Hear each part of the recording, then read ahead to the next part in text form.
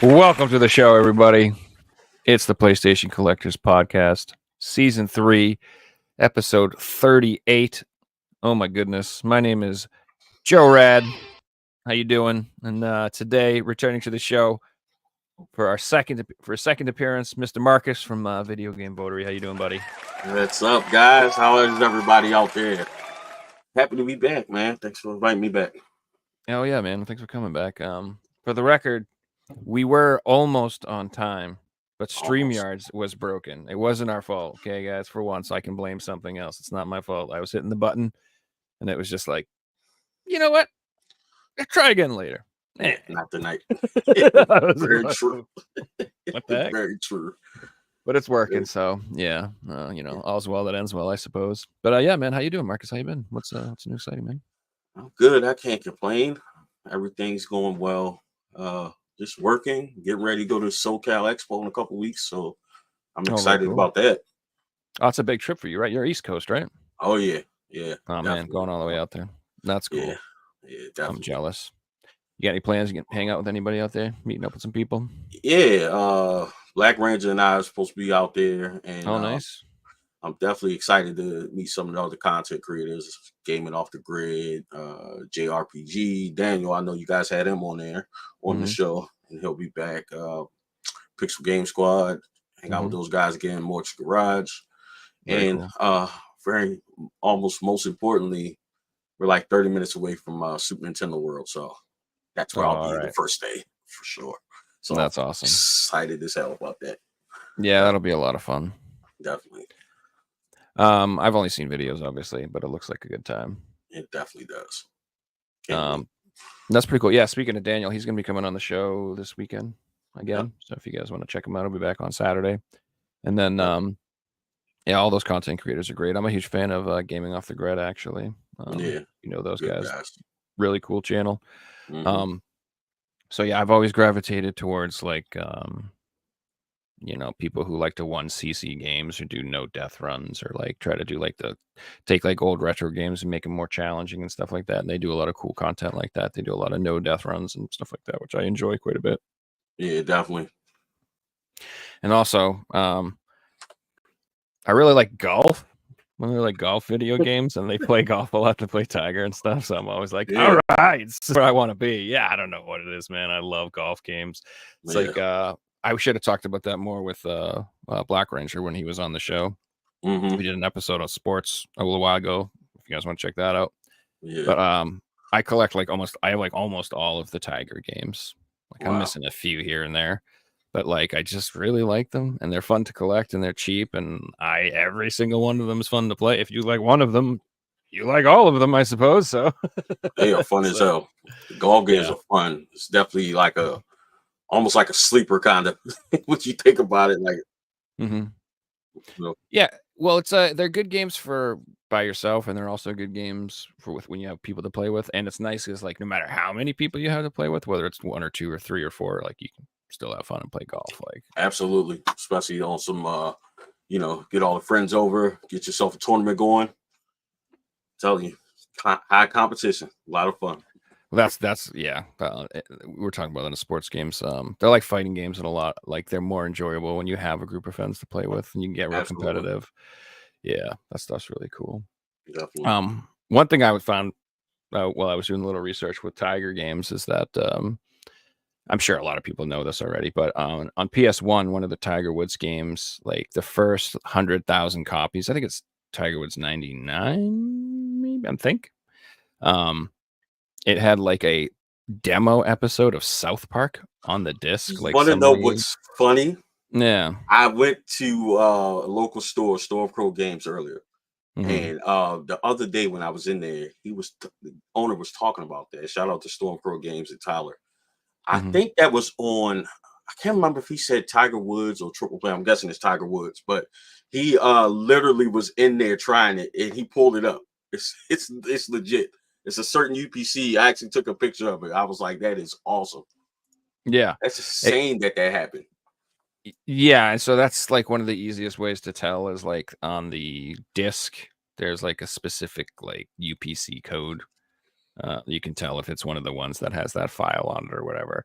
Yeah. Otherwise, you can, otherwise you have to put it in a PC and like look at the actual files on it to find Right. it. Yeah, I just thought that was fascinating. So it's and the reason I found out about it because I was looking for games and it's like the regular copy of that game's like $7.99 complete in box, but then all of a sudden they were like South Park one, this one $100, $120. Yeah. I'm like, what the heck, man? Yeah, it was went up like $60 or something like that. So, It's just crazy. Yeah. So I mean, I don't know what they're selling for. This is where people were just asking for them. That's the sort of thing that like I would never pay up to get the special Tiger Woods South Park one. That's the type of stuff I want to find. exactly. I mean, I someone's agree. selling games, and you're like, oh, you look through the Tiger. Oh, you got Tiger Woods. You look, and you're like, oh, it's the one with that thing. All right, cool. Right. That's when you want your knowledge to pay off or whatever. Exactly. Yeah, it's because it's like it's not like I'm gonna. What do I need to pay for that for? What? Exactly. No, I agree. I agree. But yeah, man. Speaking of which, full Wii set is wild, huge props. So yeah, that's the main theme of the episode. We'll talk about some other stuff too, but as you see with their background and the title of the show, Marcus is going for a full Wii set. And how's that been going? Been going, man. We're having a lot of fun. It's a lot of games, man. It's almost 1,300 if you include variants. I don't think I want to do the variants. So I've gotten so deep into the collection. It's like, no, nah, I've had enough. Like I'm not doing variants. So I just want to finish up and yeah, just be happy that I finished another set. So we're getting there. So yeah, variants cost me about $130 this week. Just buying a couple variants, but we'll show those off when they come in. But yeah, Awesome. that's the end of the road. But when you get down to variants, I feel like that's when you kind of slow down and you're collecting and you buy them here and there as like a treat. That's the way I do it. Like I'm just like again, it's one of those things where once I need like one or two things or three or four, like just a couple things to complete a set, I'm just waiting for a good deal at that point. I'm in no rush. Like that's one of the things that I would emphasize to anybody collecting is like don't rush collect. Yeah. Like I know you feel like there's like some obligation to catch it, complete the set as fast as possible. Sometimes it's good because prices do go up. I understand that, and sometimes you miss out on something because you waited too long. But at the same time, sometimes you overspend and prices come down. So it's cool to just chill and wait for the right thing. Like Absolutely. one of the variants I ordered. I don't want to spoil it. I'm keep people in suspense so they come back to see what it is. It was like selling like for the last like 2 years. There was only like one or two copies going on eBay, and they were like always listed for like $150.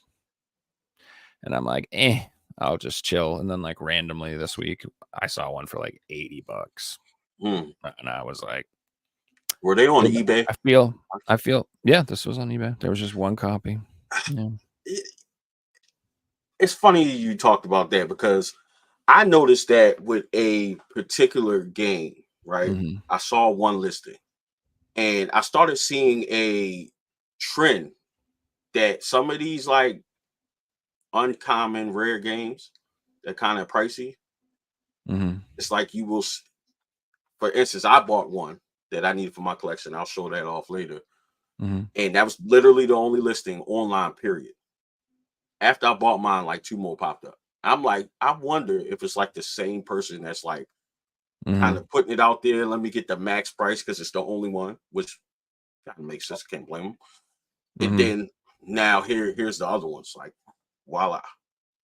Oh yeah, there absolutely are people that do that. I mean, there are game companies that are doing that for God's sakes. That's basically what Special Reserves are doing with their own games right now. Yeah. They're I don't know. I don't know. I haven't checked their actual regular website. I think it's down, like their storefront or whatever. And so basically they took their leftover stock and they're just like selling it on eBay as an eBay seller. And that's what they seem to be doing is they put it up, and then after a round sells out, they put up another round and they increase the price. And then when that sells out, they put a round up and they increase the price. So they're doing that themselves. So yeah, it is what it is. But business wise, that makes sense. It does and it doesn't. Yeah. It's like, I don't know. It's fine. It's part of the fun of the limited collecting is the small numbers of the print runs and stuff like that. But I could see people having some complaints about manipulating the markets. Exactly. And doing that sort of thing. Oh, so let's just get this right out of the back. So Jim Jam, she's probably watching on Figsy's Twitch channel.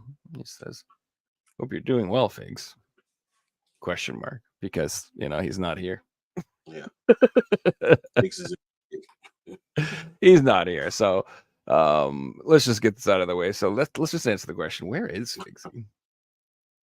Where is this guy? So if you guys aren't aware, he's on a little vacation. He's traveling the world abroad. He's trying to become a GeoGuessr master. He's trying to get his power level over 9,000 in GeoGuessr. And to do that, he's hitting the streets. So, real brief, he's been to France. He's been to Mexico. He's been to Spain. He was up in the Antarctic. And then last week, not last week, 2 weeks ago, he was in Japan. And then last episode he was in Russia. Oh my God. But this week, he just wanted to say hello. He went back to Europe and he's catching some sun, and he's over in Italy this week. So there he is. He's saying hi. Doing what he has to do. I feel like GeoGuessr would be really easy in Venice, considering like the streets are water. But it is what it is, But yeah, that's what Figsy is, and he's doing real well, guys. And he's going to check in with us as he keeps traveling the globe, and we'll keep checking in with him. So awesome. And while we're off topic, and we're not talking about video games, which is what 80% of the show is. People are like, "Isn't this a video game show?" I'm like, "Yeah, it's supposed to be," but after like a couple hundred episodes, whatever. Yeah, exactly. But did you see the new painting from King Charles? I almost said Prince Charles, but he's King Charles now from England. Did you see the new portrait that was revealed on online? I didn't see it. Okay. So basically the best I could describe it as, it looks like King Charles emerging from a portal from hell. And that's basically what most people have agreed that it looks like. And it's just been funny to me. And so I just want to share with you some of the things I've seen on the internet about this that really made me please. There's more. I just couldn't gather them all. This is just the most I can. So here's the first, just to give you a general idea of what the portrait looks like. It's also the new cover for the re-release anniversary edition of Doom. Awesome. So yeah, the only thing edited about this is the Doom logo. I mean, other than that is the actual portrait. It wasn't like changed or whatever. Wow. And so yeah, I mean, that's not scary at all. No. Yeah, it's got a little cute butterfly though. You see the little butterfly over her shoulder? That's nice. Mm-hmm. That's cute. So that was my favorite thing. And most people, a lot of people, they were saying the same thing, and they said it reminded them of the portrait from Ghostbusters 2. I don't know if you remember Ghostbusters 2, Vigo and everything. Yeah, vaguely. So a lot of people were just putting up pictures of Vigo and stuff like that, and that was cute. That was kind of a cute joke. But this one made me laugh because I feel like they put a little bit of like the extra effort in. So they said, that King Charles painting that dropped. I read it through the spectrum analyzer. So there's definitely a living presence there. So if you've seen Ghostbusters 2, this is what they like after they scan the photo. And it's like this river of slime flowing beneath the city. I don't know. I just felt like Brandy Bryan here. She put in the extra effort to make this joke better. So I figured this is worth highlighting. That is crazy. It's good stuff. Another one that made me laugh. Got the King Charles deep dish. Chicago style with the sauce on top, man. You know what I mean? Got to put the sauce on top. Slightly burnt crust. That's a nice touch with that. Mm-hmm. And then I thought this one was cute too. Oh my God. Emperor Palpatine's newest one. Looks good. I mean, I could see him. I mean, this seems like more like the right vibe. I could see this guy having this hanging in his bathroom, you know? Yeah, definitely. You know, pushing out the dark side of the force. Anyway. This one made me laugh too. This is a throwback. I haven't seen this guy in a while. Good old Larry the Cable Guy. Did you see King Charles unveiled his official portrait today? This is my official portrait from last year. It's freaking crazy. Something fishy going on here. I don't know. I like it. I also like how his is donuts. Right. That's gonna be this is gonna be a living meme the rest of the year. I can see it now. It's a good one. Another one that made me laugh is all these people like taking the photo and like putting it together and like duplicating it and turning it upside down, and they're like, it looks like Mephistopheles. It's the Baphomet statue from. It's like they're making all this stuff out of it. But I don't know. This one made me laugh. This person, they got it right. Like clearly, if you put them together and side by side, it's actually the bunny from Donnie Darko is actually what ends up forming in the middle there. So, oh my god. Yeah. Well, I don't know what's creepier. Would you be more freaked out if it was Satan or if it was the bunny from Donnie Darko? I don't know. I think both are absolutely terrifying. Absolutely. And then the last one that really made me laugh. I don't know. I don't know why. I just thought this one was good. Yeah.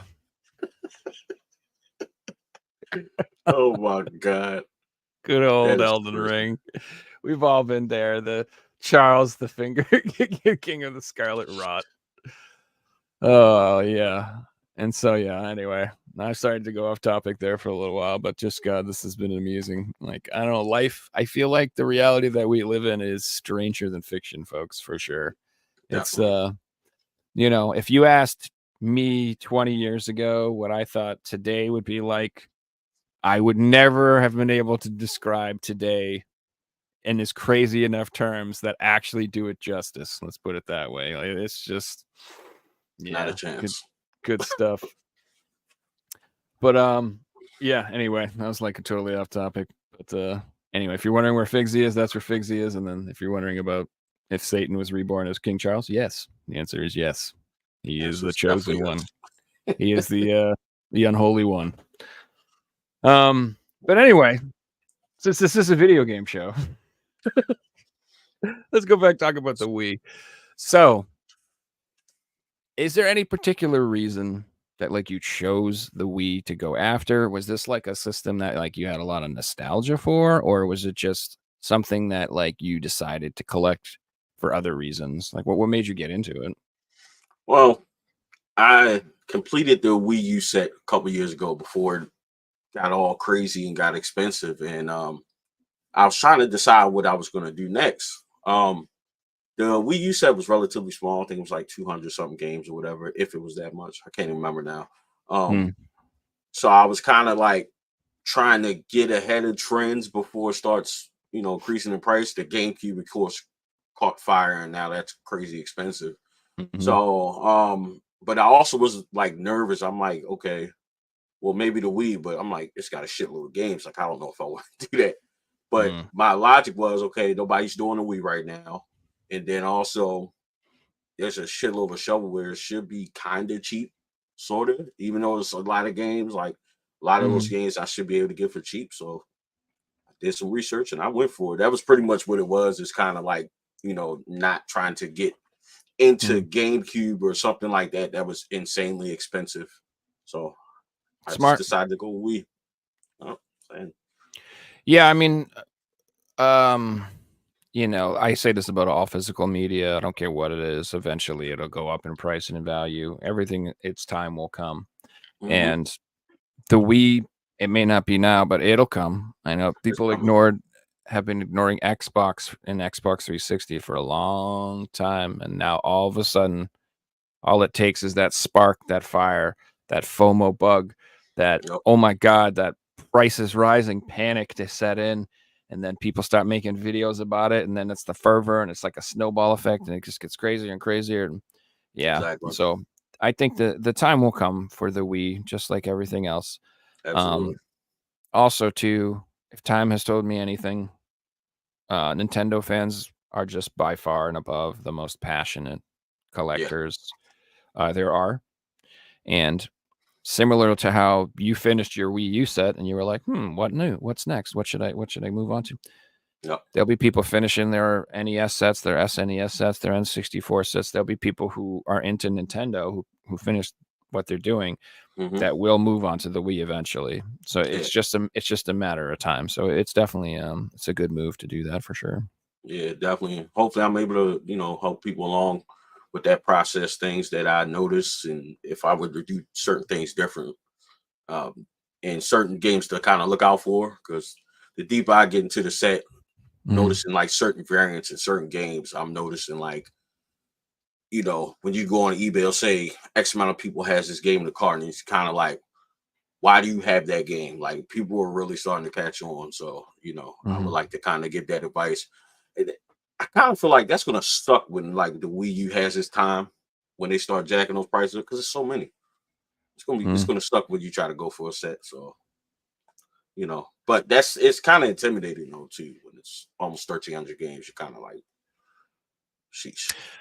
Yo, it's definitely intimidating, and I feel like full set collecting, for a lot of the libraries out there, they're much more reasonable when you're talking like 500-600 games or less. Once you get more than that, like you said, it just becomes a whole different ball game. And then once you get into like PS4 and Switch and stuff like that, it's like wowza. We've had quite a few people on the show that are going for a full PS4 set, and I'm always just like, God bless, sir. Good luck. Godspeed. Because you're what is that talking number? Oh, I tip it. So, when you say full set, it means different things to different people. So it depends on if you mean like just ESRB, North Americans. Do you want all exclusives, even from South America? Do you want everything with English, or do you want like everything? Do you want like everything, all variant? I mean, it can go crazy. Like, let's say North American retail without variants. I mean, I honestly, I don't know. Okay. An actual number. If I were to guess, I'm saying I would say it's north of 3,000 by now. I would guess. Jesus, I would think. Insane.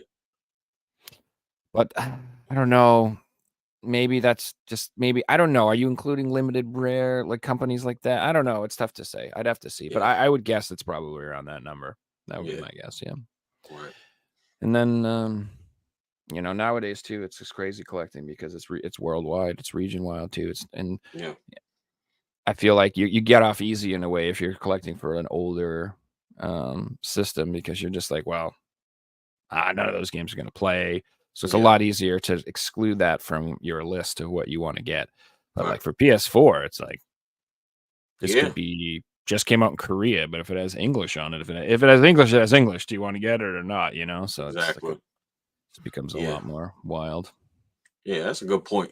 I never really considered that, but yeah, that's definitely a point. How all these different regions have, all these different versions and variants. And the number one thing that I would suggest for anybody going after any set is doing as much research as possible. Because I could say Reggie helped me out. I sent him my list, and he's like, yeah.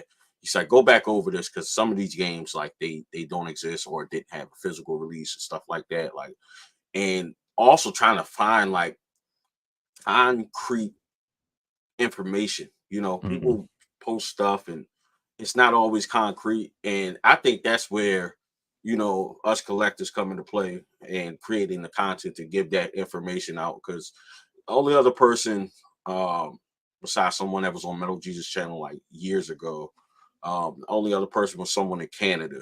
And we, share information here and there. He finished the set. And like to this day, we're still finding like different variants and stuff. He's like, yeah, I came across this, and I came across a few that he didn't have on his list. So it really is insane. The only thing you can do is find someone that's passionate about whatever console you want to collect for, and just dig and dig and dig. But it's almost one of those things where you probably need to give yourself a cutoff, whether or not you're doing variants. If you're including limited run, which for the newer consoles, that definitely sucks because it's a lot of that. And all these different companies with all these, releasing these games or indie games and stuff like that, like, the information is kind of like almost in ways endless. Yeah, and I honestly think that you know, there's been a resurgence of a lot of these retro companies or little limited print companies releasing new retro games. Like you're getting new Dreamcast games, and you're getting new SNES carts, and you're getting Mega Drive carts, Genesis carts, or whatever. I've been hanging out too many Europeans, man. They got me saying Mega Drive. I don't know what's wrong with me. I'm ashamed of my American heritage, but I keep calling it Mega Drive.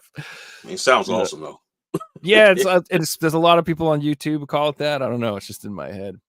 But yeah, I lost my train of thought. But I see new Wii games coming out down the road too. Like I do see like limited run, like it, like that nostalgia. I mean, they're making 3DO games. Well, you don't know about that. Oh my Right? god, yeah. You get my point. I shouldn't even mention that because that's I don't want to go down that whole topic again. But you know what I'm saying? Like, I still feel like like the story ain't over for these consoles, and that's another thing that I've speculated on, like on this show, because you know these companies, eventually the console makers will not be making consoles that have optical drives or cartridge slots anymore. They just won't exist, and so like they won't have a choice. Like even if they want to still create physical games, they won't be able to because there won't be a console for it. So at that point, they literally have two options. They could either literally come out with their own console, and they could do that, or maybe they'll be like third, you know, party developers like Analog or companies making consoles, but they're just gonna keep releasing PS4 games and Wii games and Game Boy games. They're like all of the hardware that we like to use, like us old timey people, us old fogies. They'll just keep making that stuff forever. That's what I think is going to keep happening, or they'll go out of business. Because if they try to start selling all digital collector's editions, that will not work. No. What would you get in that besides you know, additional content? Or artwork, files, something like that. Yeah. At that point, what you are is you're just a glorified merch store.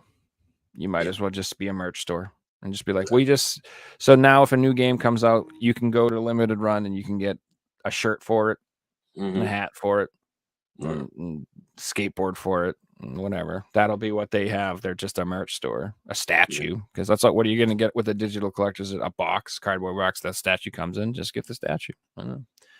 So it's interesting. Into some weird times. Yeah. Weird times. Now, did you pull out some games for the Wii that like you wanted to show off? Like maybe some of the games that you were like harder to find, not necessarily like they don't have to be expensive games or super rare or whatever. Just like, I don't know, anything that was interesting or all right. Well, a pain in the butt or something to keep people should keep an eye out for. All right, so we can start with these because these are actually probably the most interesting, and I'm pretty sure people don't know too much about these. If you do, comment, let me know. I was kind of shocked by it. So they had it was 3 of these games that were Wii games that included DVDs in them. So one of them being Lego Batman. So this one has the Batman movie inside on DVD along with the game. So if you see these out in the wild, I would definitely pick them up. I think they average somewhere between $30 and $50, and they're probably only going to go up right after this. Everybody's going to run the price up. And that's not like a regular Wii case, right? Or is it like a standard? It is, but they call these like the silver sleeve ones. So that's where you can definitely see the difference. Like it'll be like automatic, like even on like the spine there. It's got that silver thing. So the next one was Scooby-Doo in the Spooky Swamp. So it has that movie on there. And then the last one is Lego Harry Potter. And that has a Harry Potter film on DVD. So these are definitely like something that is very, very uncommon. I'm not sure how many copies were made, but I'm pretty sure it's not a lot. But those are definitely interesting for me to find. And I got those later in there. And then yeah, there's like a whole gosh, there's tons of stuff like that for the PS3. Figsy showing off that, and a couple people from our European guests too. They have tons of those DVDs. Yeah, a lot of them for PS3 make no sense. Yeah, it's like here's Annie the movie and Killzone the game. Right. Like, okay, what the hell? Yeah, strange combinations. You just never know. Another strange game was this one it's definitely North American, but it was like kind of weird. You didn't really see listings for it. And myself and another content creator, Team G Cell, he's in Canada. We share a lot of information back and forth because he has a complete set. And after I made my video, after I got this game, he kind of agreed with me. I think this may be the rarest game because it's like you couldn't find it.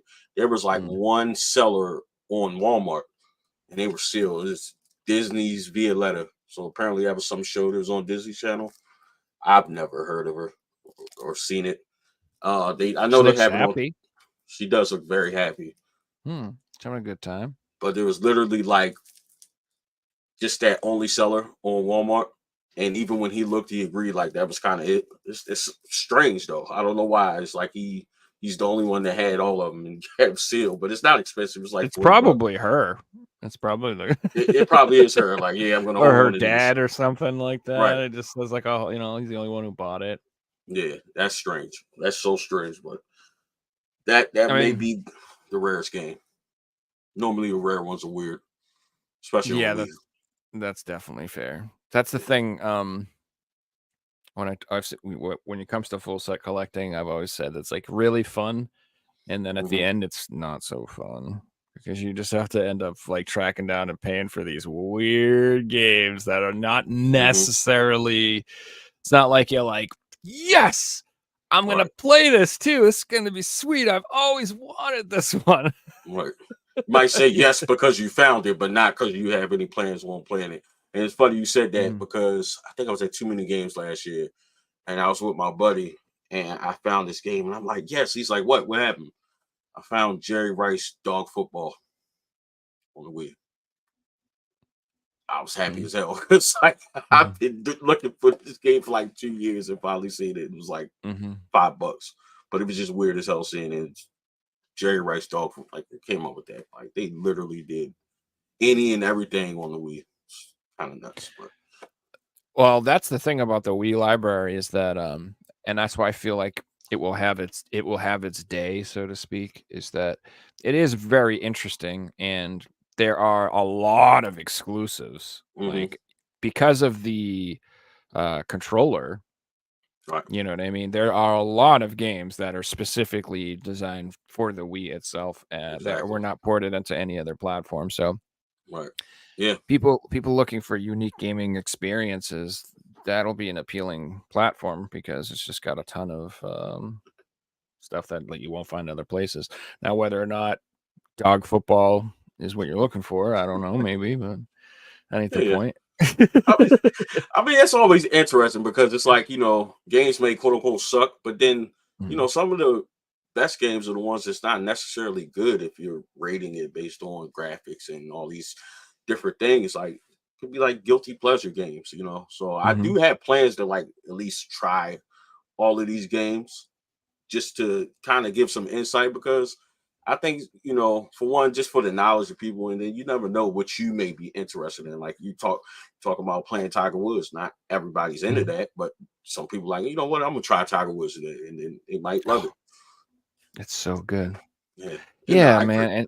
And it's just like, so golf is one of those things where you're technically playing against yourself, even if you're like playing against your friends. And so like it's hilarious when your friends are playing and they shank it or something, man. That's funny, man. I don't know, that never gets old when they're like, oh, here we go.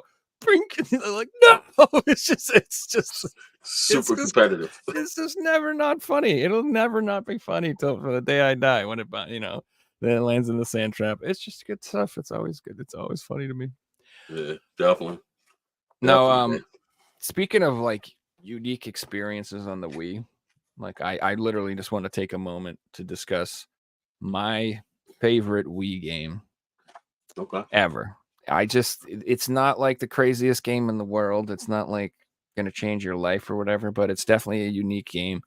And I talked about it before on the show. But yeah, it's called Excite Truck. It's this game right here. Yes.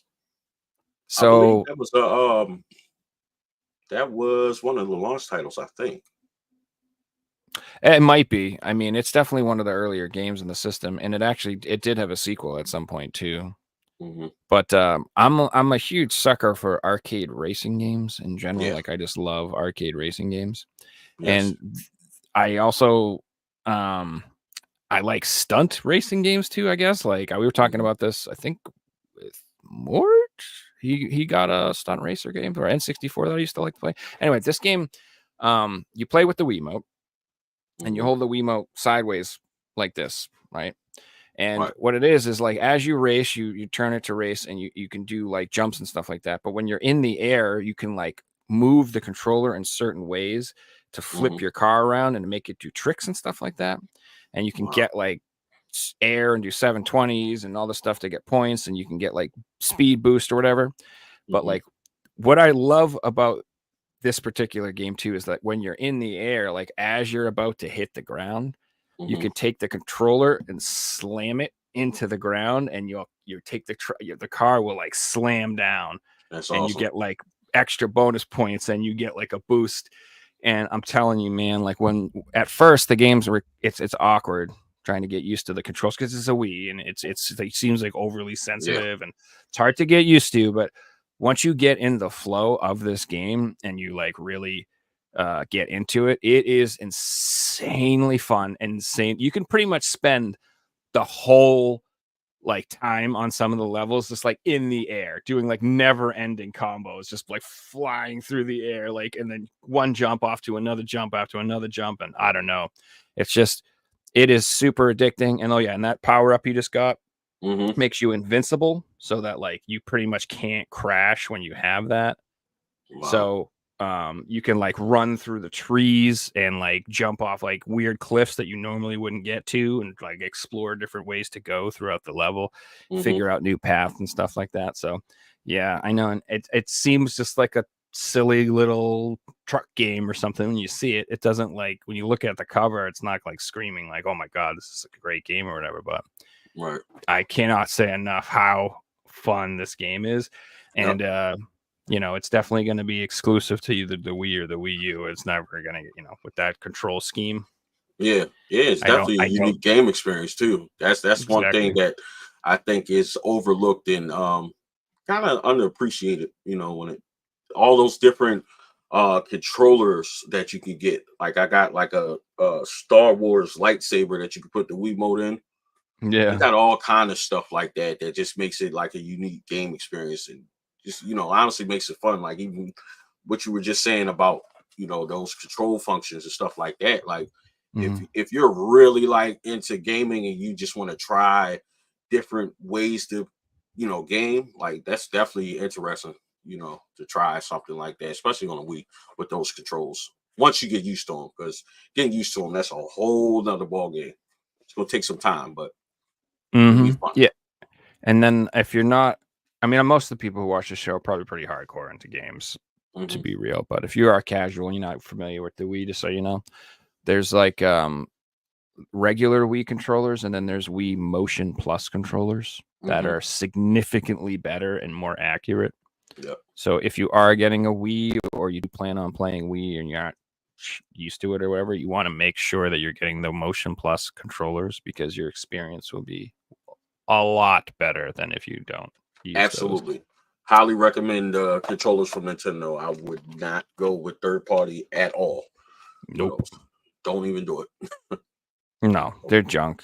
I think I think when I very first got my Wii U, I bought like some cheapo ones just to play with some people, but you know, it's super frustrating. And you know, I particularly like the Wii for light gun games.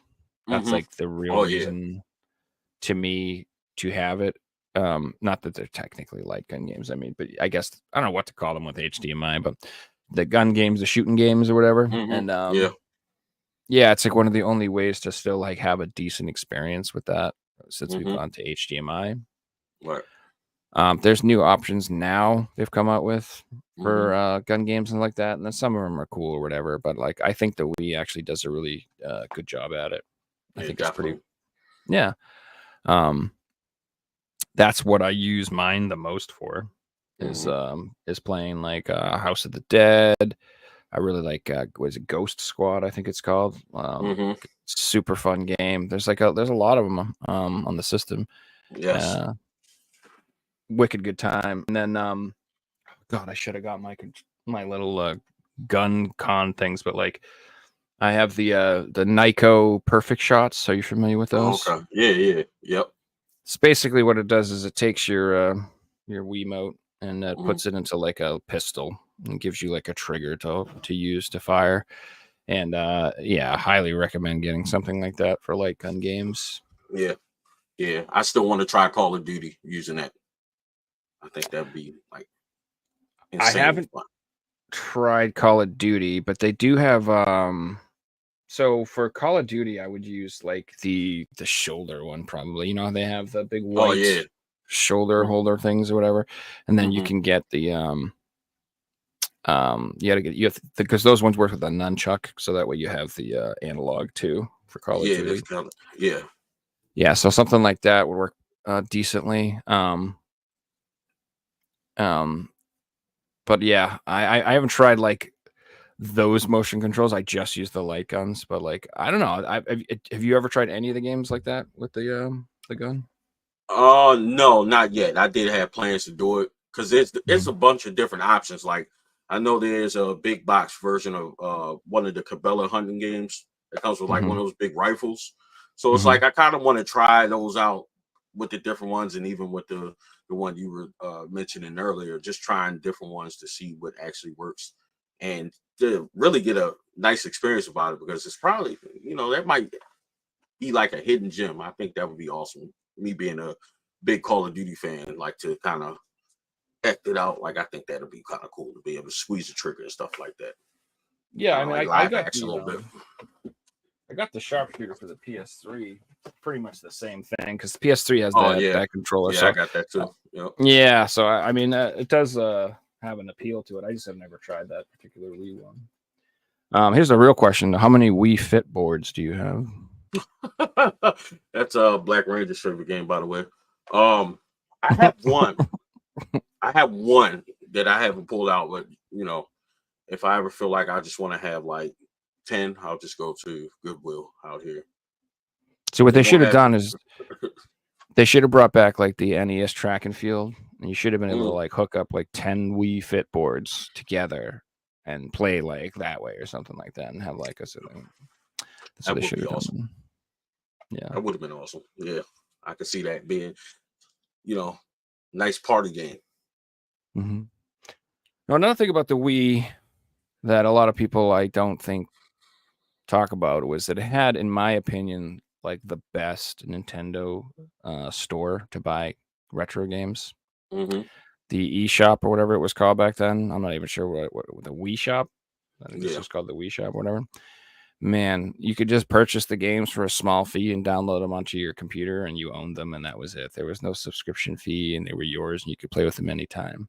And also, people like complain about the old controllers and stuff, but they did have regular controllers you could purchase for the Wii as well. Just like how classic controller. Yeah, like just like on the Switch, they have Joy-Cons, but you can also get a Pro controller. It's similar. It wasn't Pro, but they had like the classic ones you could use. And I had a lot of good times playing with my Wii, just playing retro games on it. I thought it was a great system for that. Yeah. And also, like, if you are looking for like a really cheap way to get into like retro game modding, like you want a modded system, like some sort of like hacking, Wii is just like a really awesome option because you can get one for incredibly cheap. Like not just the console, you can get them for really cheap. You can mod them very easily, super easy, and you can still do a lot with them. And you can put a lot of games on them and have a good time. They play a lot of games really well, so I wouldn't sleep on that if you are interested. Yeah, I definitely wouldn't sleep on it, and they definitely got some sleeper games that we talking about. Sleepers, like one of the best fighting games I've ever played. It's gonna probably take me forever to find that game, but Tatsunoko versus Capcom. That game is unbelievably good. It's just even like the roster on there is different, and it's a really, really good game. And they actually have a fight stick for the Wii. for That's cool. the Tatsunoko versus Capcom game, and that's one of legit one of the best fighting games I've ever played. Another standout game for that is the House of the Dead series. That's fun as hell to play. A lot of on rail games for the Wii. That's a very, very good console to do that for. But yeah, you definitely can get some really, really good gaming experiences. There's definitely some hidden gems where, for your hardcore gamers, if you really want to get into certain games, and a lot of those games are exclusive to the Wii. So, that'd kind of be your only way to experience some of that. Yeah, there's I should have got footage for this game too. Another game that I really liked on the Wii was Dragon Quest Swords. I don't know if you remember that one. Yeah. Yep. So again, the Wii is one of those consoles, kind of like the DS too. It's like it's once you delve into the library, you're almost surprised at how many franchises had like a release on it that you weren't aware of. Right. Exactly. Like you're like, oh, I didn't realize this came out on this. I didn't realize there was this version of this game. I didn't realize that this even existed. Like on the Wii, there was a lot of that. Which I wonder why. I feel like maybe it was just bad advertising. I don't know. It's the Wii it's like a conundrum to me because at one point, like it's one of the most successful consoles of all time, best selling, but at the same time, I feel like it's one of the least people know the least about it, like or about the library. Like it's so popular, but also like I'm like, I don't know, there's just I don't know. Yeah, I honestly think that's because it's like that console, I guess in a nutshell, when you look at it in the grand scheme of things, that was kind of like a casual gamer's console. I think they really ran with that. Like pretty much anybody could pick up, especially like the Wii Bowling, Wii Sports and stuff. When that first came out, everybody had that, which is fun as hell. Like, but hell yeah, I was just gonna say I love Wii Sports, man. Yeah. So, what was your favorite Wii Sport? I think Wii Bowling because they have the Nintendo Switch version. I forgot what the hell it's called. It's called something. I think it's called like Switch Sports, but it's pretty much the same thing on the Switch. But yeah. Well, no, I like the boxing. Man, there's so many. I really, really like Wii Tough Sports. choice. Yeah, it really is. Cause I'm thinking about all the different ones. I know it's not joust, but when you're on the platform beam and you got to knock the other person off, like that game. As the American Gladiators called it. Yeah. But of course you're using the Wiimote, so you're active playing the game. And honestly, there's so many great games on that Wii Sports and Wii Sports Resort, man, where you can literally play all day to this day. I used to like I loved Frisbee golf. God, I love that game. I don't know what it was, but the Frisbee game was so good. Yeah. The Wii was it was great for that sort of thing. But yeah, it was like a console that appealed to not gamers. There's a very interesting thing. So like it'd be great for family events and casual people who are into games all love the Wii, but like everybody who's like, I want to play Call of Duty, or something. It just wasn't the console for them, Yeah, absolutely not. I would not get Call of Duty for the Wii. But they did have their games, like I said, that kind of was for gamers. Like Super Mario Galaxy 1 and 2 are fantastic games. Yeah, they're good. They take full advantage of the Wii motion controls, but all the shovelware, I felt like they just like, okay, we're making a lot of money. We're just gonna gear it more towards the casual gamers, but they got some stuff in there for some of the hardcore gamers, man. So it's definitely worth checking out. Yeah, that's definitely. I look forward to years worth of hidden gems videos coming out of that library. Man, so it's up to you, Marcus. You've bought them all. Now you need to play them all and share with us the knowledge so that I can buy the 100 games that I want. it might end up being more than that, but yeah, not a lot of people one have the collection, and two, not too many people are the ones that do. I don't think they've gone into too much detail. I want to really like dive into the library and break it down and get the Wii some love, because there's definitely some people out there, and I got a feeling that its time is coming where it's going to be hugely sought after, and they're going to have their own like cult collectors. Like I got a feeling it's going to be, you know, they're going to have their time, especially, you know, hopefully I'm a big part of that. And I'm able to, like you said, really like break those down. I need to get to streaming. I want to start streaming once my work schedule changes. And I might do something like legit, like start streaming every weekend and like That'd be putting awesome. some legit time into it, you know, and really, I really want to break this library down, like, you know, play those games and not, you know, that people don't know about. Nobody bats an eye at Wii games except for like the really pricey ones, you know. So That's how it always starts. yes, How it always starts. But then those ones that weren't so pricey become mid tier pricey, and then that's when it all goes. How hell breaks loose. yes. Once the $10 games start to become $50, then all of a sudden it just starts to snowball out of control. Yeah. I still can't believe what happened with Xbox in the last like month or two. It's just gotten crazy. So Yeah, it's funny that you talk about that. I was talking to some friends that own the retro game store, and they were like, "We're not diving into that," because he's like, he thinks that it's going to crash hard, and people are like, oh yeah, overpaying right now for that 360. I agree. It's the same thing that happened to 3DS for a while. Yes, exactly. Yep. 3DS went like nuts, and some games stayed pretty high, but a lot have come down since they were since the fever for sure. Once they shut down the store, I've seen some games that were going for like 120 down. They're going down for like to like $80 again, $70. It comes down quick. So yeah, it's like when you think about it, that's kind of been the case with like a lot of things, other than, you know, the games that kind of come out right away. Like I feel like one game in particular, like the Armored Core games, I feel like they automatically like shoot up in price and they stay there. But everything else over time kind of drops. If you notice, like everything just over time, especially in regards to if it's like a Nintendo IP, they're probably going to put it out on the next console.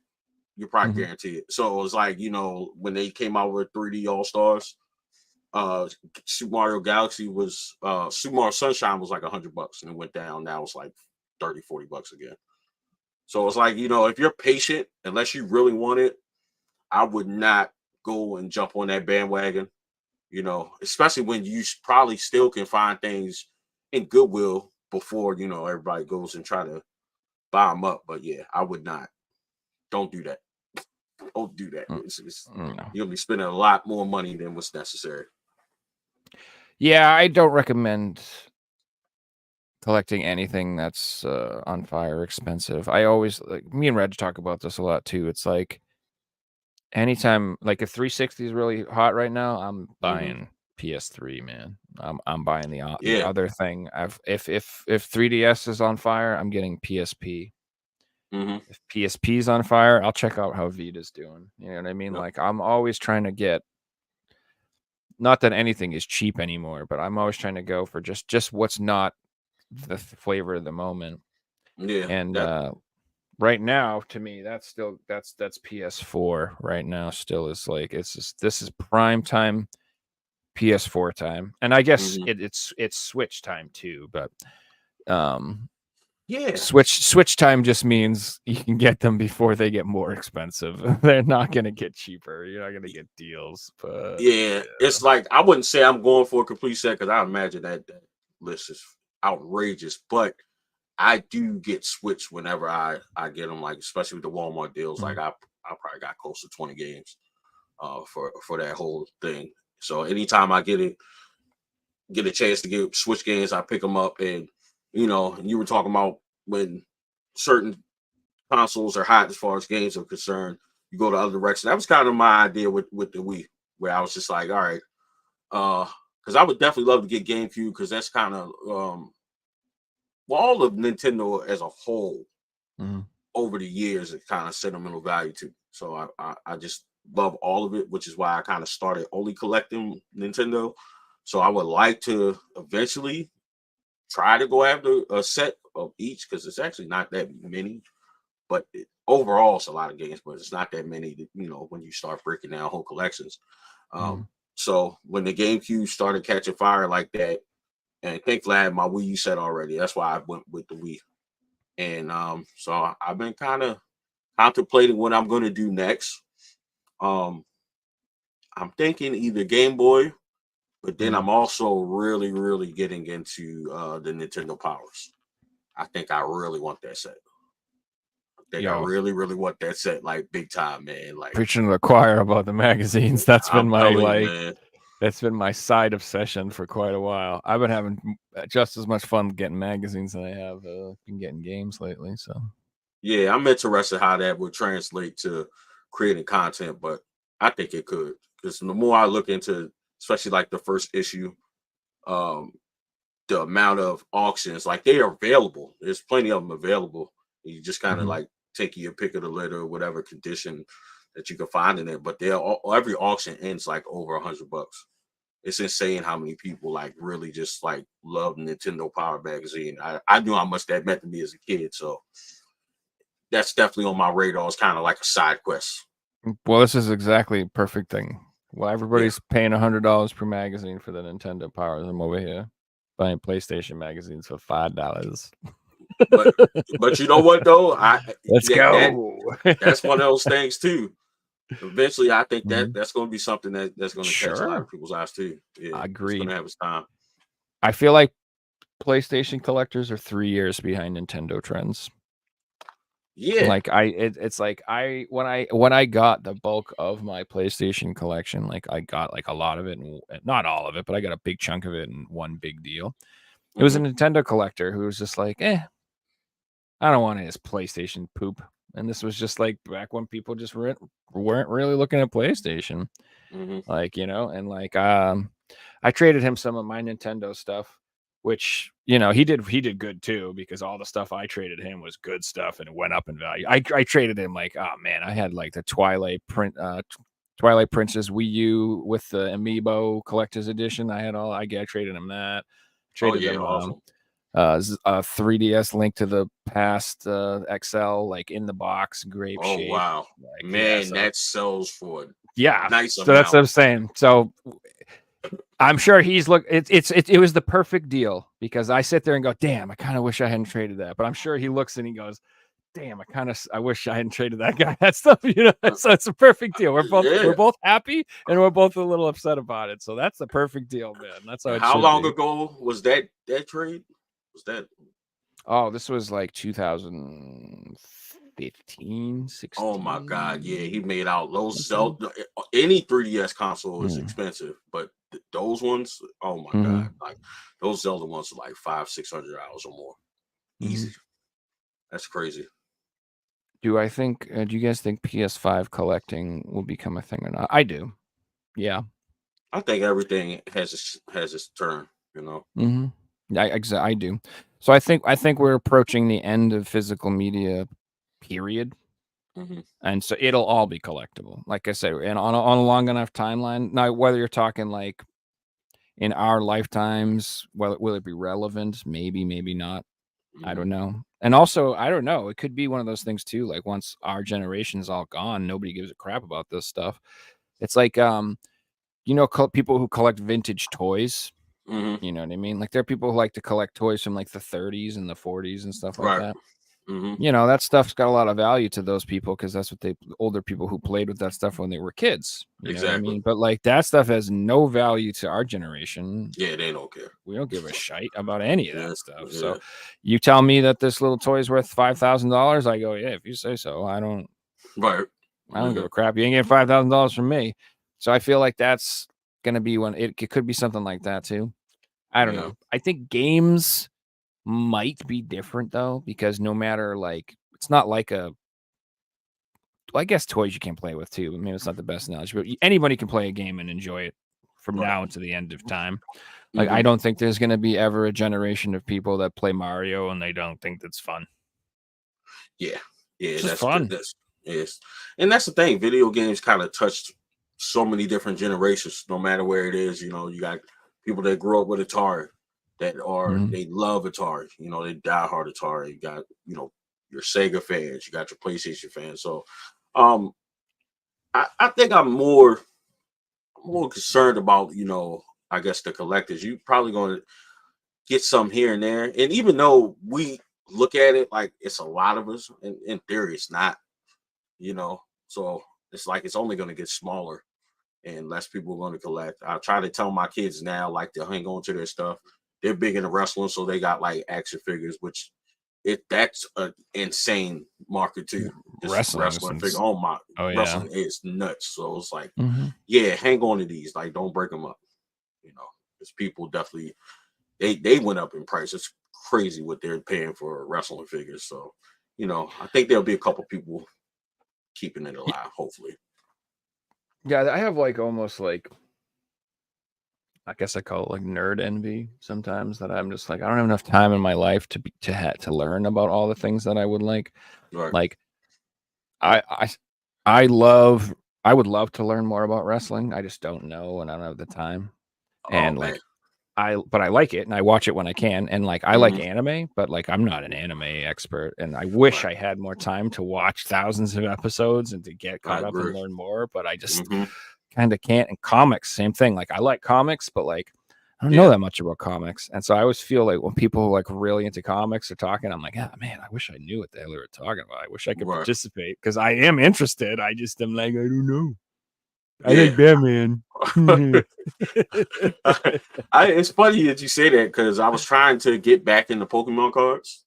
Like, I just remember the initial Pokemon trend, like when I was like 11. So the 151 was like the original Pokemon cards, or the original Pokemon coming back out. So it became crazy. So I'm like, yeah. So I ended up getting all these packs and stuff. And I'm sitting there and I'm like, I don't know what's good anymore. So I ended up selling the majority of them. It's crazy what price I got for, I don't know how many cards I had. I had a ton, but the store picked out probably less than 100, and I got like $200 for those cards. It was like, Jesus, like, but I wouldn't know. So me opening packs is, other than a holographic card, like, oh my God, look at this. Dude, that card's worth $4. It was like, okay, like, I don't know the difference, man. So that's how I feel about Magic. That's exactly how I feel about Magic. It's like, I played Magic in like 2001 was the last time. I don't know how long it's been. And so like, people are like, you like Magic? I'm like, I used to. I couldn't tell you anything about what it's like now. If I like it, I have no clue. Like, I couldn't tell you. It's hard to say. So yeah, one set of cards I didn't know was I didn't even know they had cards, but I was noticing a lot of game stores one picking up cards and selling them. But One Piece has cards. Anime, and surprise me. A couple people like were coming in there looking for One Piece cards, and I'm like, I had no idea. You know, so it's, you know, definitely so many nerd trends that people don't know about, or, you know, you might be interested in. But I was like, I like sneakers and I like video games, and that takes enough money. Like, I don't need any more side hobbies. Dude, that's how I feel about lots of stuff. I'm like, man, I could get really into that, but I'm like, I don't got space. I don't got time. I don't got money. It's like, no, don't do it. I like sneakers too. I could totally get into that. I like I like guitars, man. I could that alone, I could go bankrupt. I could literally, I could fill this room with guitars and spend like $60,000-$70,000. Yeah, very easy. That's the case with anything. No, but we're not gonna do that. You know what we are gonna do? What we're gonna do? It's quiz time, baby.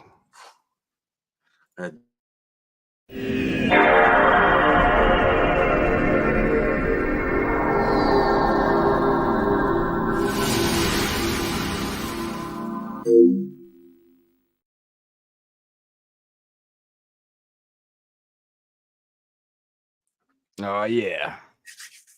You ready for this? I'm ready, I think. BlakRanger was talking some smoke about this in the chat, so you better. He was talking trash. I mean, let's just see how we see how it goes. You know what I'm saying? So it's just it's a little easier just because it's a one-person quiz. So these are all going to be just true or false questions.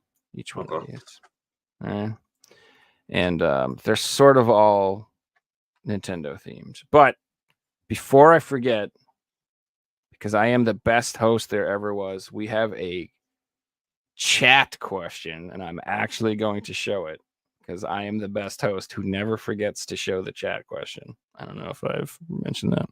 So this is not for you, Marcus. This is for the chat. And chat, You want to guess the name of this game based on these two pictures. Now, I know that this looks like your Tinder profiles, guys, but it's not. It's a question. It's a game. So you need to name that game.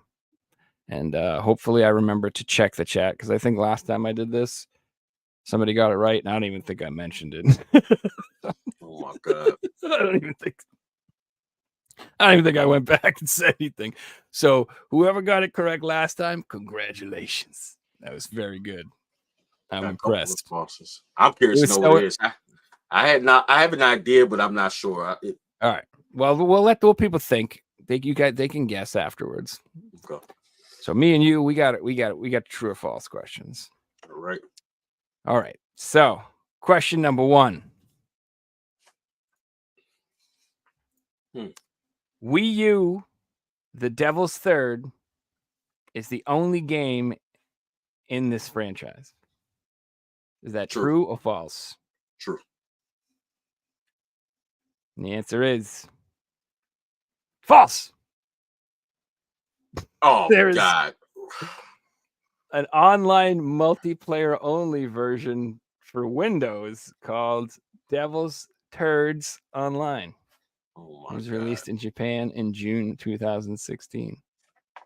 So this is a trick question because it wasn't a physical release. Apparently, it was an online only Japanese exclusive. Did you not live in Japan in 2016? No, I didn't. Ah, that's probably why why you did it, right? That's all right. Next time. I should have known that. Let me just say, these quizzes are way better when I ask the questions than when I have to answer them. They're much easier. Added pressure. It's just me. No big deal, dude. All right, question 2. According to Nintendo Power Magazine, Volume 10, a power-up where Mario transforms into a centaur was originally planned to be in Super Mario Brothers 3. True or false? I'm not sure, but that sounds so insane and typical of Nintendo. I'm gonna say true. That is true. Well done. That's crazy. That'd be insane to see. I mean, apparently it was planned. A Centaurio, what do we call it? Centaurio. Oh my God. I don't know. They're gonna do it. They're gonna do it. So it was the same as the firepower, except for the fireballs coming out of his nose. It was like horse turds coming out of his ass. Oh my God. Yeah. That's why I'm assuming that's why I didn't make it in. That's insane. Yeah, that would have been a bad idea. Anyway, the SNES Complete in Box Earthbound in the PAL region is 2 times cheaper than the ESRB. Is that true or false? True. It's false. What? PAL region's always cheaper. There is no PAL region version of Earthbound. It was a trick question. Yo, that's terrible. I think my Russian Pavel was in a bad mood. He made these. He's killing me. He's embarrassing. There was no PAL region. It was I don't know, maybe there was a Japanese release, but it didn't get released in PAL. So question 4. Mario Kart Arcade GP and its sequels are not directly developed by Nintendo, but they were developed by Bandai Namco. Is that true or false? I believe that's true. That is true, sir. You are correct. Well done. Thank you. Gotta be honest, that would be a pretty big flex if you had one of these.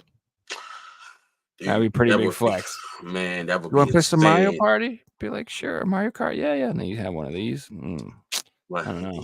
Yeah, we ain't picking up controllers for this one, baby. That would be awesome.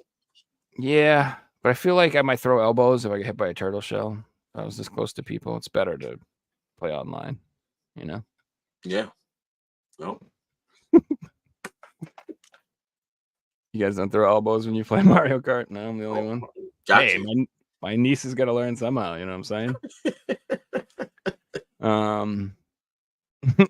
Question number 5. The Tyrannosaurus from where? Okay, hold on. Let me try this again. The Tyrannosaurus roar from the 1957 The Land Unknown movie was used in Game Boy Advanced Metroid Zero Mission and used in SNES Super Metroid. Oh my God. Came up with these questions. Jesus. Oh my God. You don't remember 1957's classic film The Land Unknown? Yeah, that was You didn't watch that 20, this week? almost 30 years before I was born. I'm pretty sure it's on Netflix. I'm gonna look for it tonight. Yeah, I don't know. man. Again, I'm gonna trust my You got gut. a 50-50 chance. True or false? Yeah, True or it's false? so weird. True or false? I'm gonna say yes. I'm gonna say it's true. You are correct, sir. Very nice. That's the faith in Nintendo and their weirdness. It's working. So far we got 3 correct, 2 incorrect. We're positive, buddy. Keep it up. Halfway through and you're winning. We're doing it. Before we finish, do I have the same amount of questions that BlakRanger had? I don't know. I'm pretty sure I'm gonna beat his score anyway because he sucks. So if you want, I could just like add 10 points to your score at the end randomly for no reason. I mean, there's no rules here. That'll make him just mad and he'll just have to come back on to try to beat you. It's a vicious cycle. Yeah. What I need to maybe I just need you guys to get both you guys on it. We can do like a little head-to-head. That'll work. That'll be awesome. 100 questions. Be like 3 hours. No, I'm just kidding. That's terrible. I wouldn't even want to set that up. I'd quit the show. Screw that. It takes forever putting all these pictures in there, man. Question number 6. All 12 characters from N64 Super Smash Brothers were voiced by the same voice actor. Is that true or false?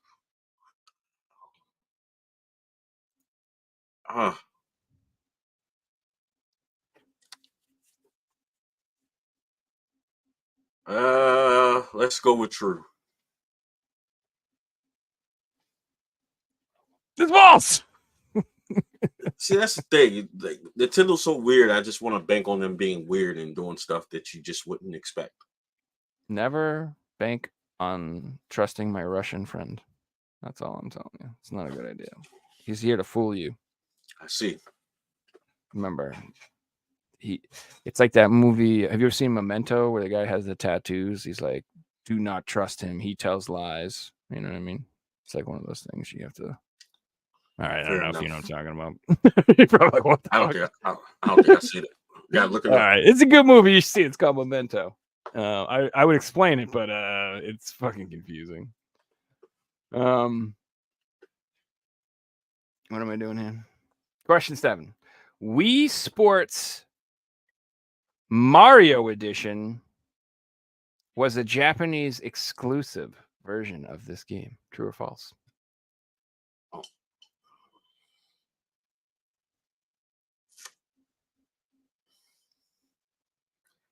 Remember, you were living in Japan, 2016. You remember? You were there with your what's her name, Hatsuki? Yeah. That fine honey. You were playing Wii Sports. Was it regular or was it a Mario edition? You were on your Wii Fit board together. I'm going to say that is false. It is false. That's some bullshit. That's some bullshit. He's trying to trick you again. He did. There's no Mario edition. There's no basement in the Alamo. What are you talking about? Nice. Jeez. Well done. Well done, sir. Impressive. I want to know. These are tricky. That's you know what I mean? There could easily be a Mario edition. I mean, that's totally plausible. Okay, this is the Street Fighter promo poster for the NES. Wait a minute. Yeah, okay, yeah. So that's the question. It's kind of blurred out so you can't see it. But is this true or false, the Street Fighter promo poster for the NES? No. False. This is another tricky one. Oh my God. It is true, but it's not true. Kind of true. It is. It's not. I mean, it is.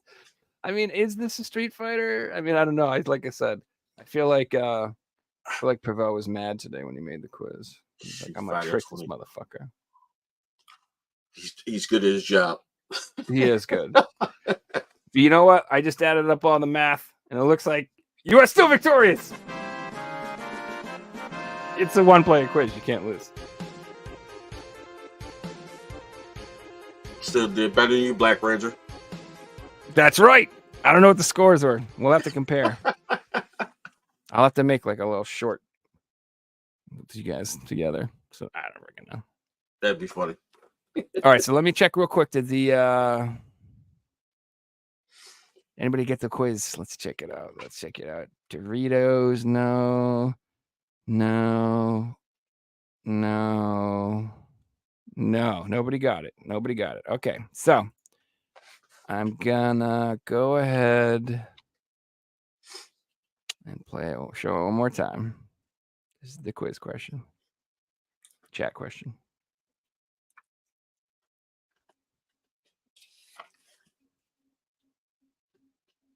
That's right. I could make so many inappropriate jokes right now. Oh my God, I'm sure. I don't want to get Figsy's channel canceled while he's not here. Yeah, that's not good. I kind of feel like I know where you will be headed. So, we'll keep that up here. I have so many names for this game that I can't say. Oh, dear Lord. Oh, goodness. All right, anyway. Whew. Time for some pickups. I'm gonna show off some pickups. I'm gonna show some pickups, and then I'm assuming you have some stuff from your Wii collection you'd like to show off as well. Yeah, definitely. All right, let me I'll run through mine first, just because they'll be quick. Okay, so first two things that I got since last episode was I got 2 more Evercade cartridges. Sweet. So I picked up Good Boy Galaxy and Witch and Whiz. This is like a combination pack of 2 like indie games. I don't think these have a physical release on any other platform. I could be wrong, but I think these are physically exclusive to the Evercade. I wouldn't be surprised if they had digital releases on the eShop or something like that, but I think this is the only physical copy of these games, but I could be wrong. So that was pretty tempting. Cool. This one I ordered because it looked really cool, and you know how cool it is I actually already own it. I went to go put it. Yeah. I went to go put it in the collection, and I looked and I was like, God damn it! So I did it again. So this is one that I actually already own. Now I have a second copy. So who knows? Maybe I'll do a giveaway. Maybe we'll do that for the chat question. Not today though. You'll have. All right. So there's a new rule. Whoever gets 187 questions correct. This is yours. And you can't miss a single episode. You have to get it's got to be consecutive. You got to get 187 correct, and it's got to be in a row. So if you're on 186, someone else gets it. No game. So I'm a generous host. What can I say? Challenges out there, guys. Anyway, I don't know. Did I show this off last time? I don't know if I did. Maybe I did. Maybe I didn't. But remember we had Mike from Bitmap Bureau Games on the show the other day. Mm-hmm. And I had no idea that they were involved in the creation of this game, 88 Heroes. So that was the company that made Xenocrisis, Final Vendetta, and Battle Axe. And I guess this was like their first release that they worked on. It's called 88 Heroes. It was put out by Rising Star Games, but they were the ones who actually made it as Bitmap Bureau. If you look right there on the back. And yeah, it's pretty cool. It's like a 2D action game, and the whole idea is there are like 88 different unique heroes that you could get. They all have different skills and abilities, and depending on who you get, could be good, could be bad. It looks fun. Cheap, wasn't a lot of money. I think I bought it brand new for like 14, 15 bucks, something like that. So, Awesome. So like again, this is why I like PS4. I think it's a great time to collect for the PS4 because there's a lot of games that are decent games that are just super cheap right now. Absolutely. Speaking of amazing games, I picked up Larry, the Wet Dreams Saga. Oh my God. So this is hold on, let me put this back. Yeah. There we go. So this it's a little preview of the game. This is a point and click adventure game. This is Leisure Suit Larry. If you're familiar with it, this is kind of what you can expect. It's a super mature game about this guy from the 70s. I think he's like frozen in time and he gets released back in the future or some shit like that. And he's trying to like meet chicks, basically. It's a stupid game, but it's super fun. I've always had like a soft spot for these games. I've been playing Leisure Suit Larry games since like the 90s. I've like literally like this was like back in the day, getting to play one of these games when you were a kid was like a real big deal. Like this was a very, very inappropriate thing you were not supposed to do. And so, of course, that was like my number one goal in life was to do that thing because I wasn't supposed to. Yeah. And so I just always liked these games. And, you know, these ones they don't have like the highest critical acclaim or whatever. But they're fun and they're stupid. And you should be fun and have stupid fun sometimes. And just that's it. Like, you know what? And if anybody wants to shame you for liking stupid, fun, immature crap like that, tell them to go to hell. Seriously. Tell them to go to hell. The game looks awesome. It looks awesome. It's 2 games in 1. So what it is it's why it's called the saga is it's 2 games. It's Wet Dreams Don't Dry and also Wet Dreams Dry Twice. This is a brand new release, this ESRB copy. These have never been released in the ESRB previously. They do have standalone releases in PAL. So you can buy both games separately as standalone releases, which I already own them, the PAL versions. But once they came out as a combo, I had to have it. And if you guys do want this is available at Video Games Plus. I think I'm not sure if it's exclusive to them, but I think it might be. I think they might be the only one selling this copy. So yeah, if you're a man of culture, check it out. The game for you. Speaking of being a man of culture, so I got these games. There's actually a trilogy, so I'm missing one. But these are the oh god, oh, man! I've been practicing this in my head all day. Shit. You got me. That word. See that word? Utawaramino. Yeah, somebody clip this part. This is gonna be a great short. Shut up. Hold on, I gotta do the accent. No, see that's now I got it. So anyway, this is a trilogy. This is the first one. It's called Prelude to the Fallen. And this is the last one. It's called The Mask of Truth. And in between these, there's another game called The Mask of Deception. And basically what these games are is these are strategy RPG games that are also like heavily like sort of like visual novels. So the entire story is told through like a visual novel medium, and the gameplay itself is a strategy RPG, like a grid-based strategy RPG. What it is this is an anime series, and it takes place in like a feudal Japan, but it's like a magical feudal Japan where they're like people that are like animal hybrids, kind of like a furry vibe thing going on, I guess, sort of. But that's not the focus of it. It's more like classical storytelling about like feudal Japan or whatever, that sort of thing. And it's like one continuous story. Everyone says it's fantastic. Everyone says the characters are great. I haven't played them yet, but I've just been eyeballing them for a while. They're pretty expensive, and they seem to be getting more and more expensive as time goes on.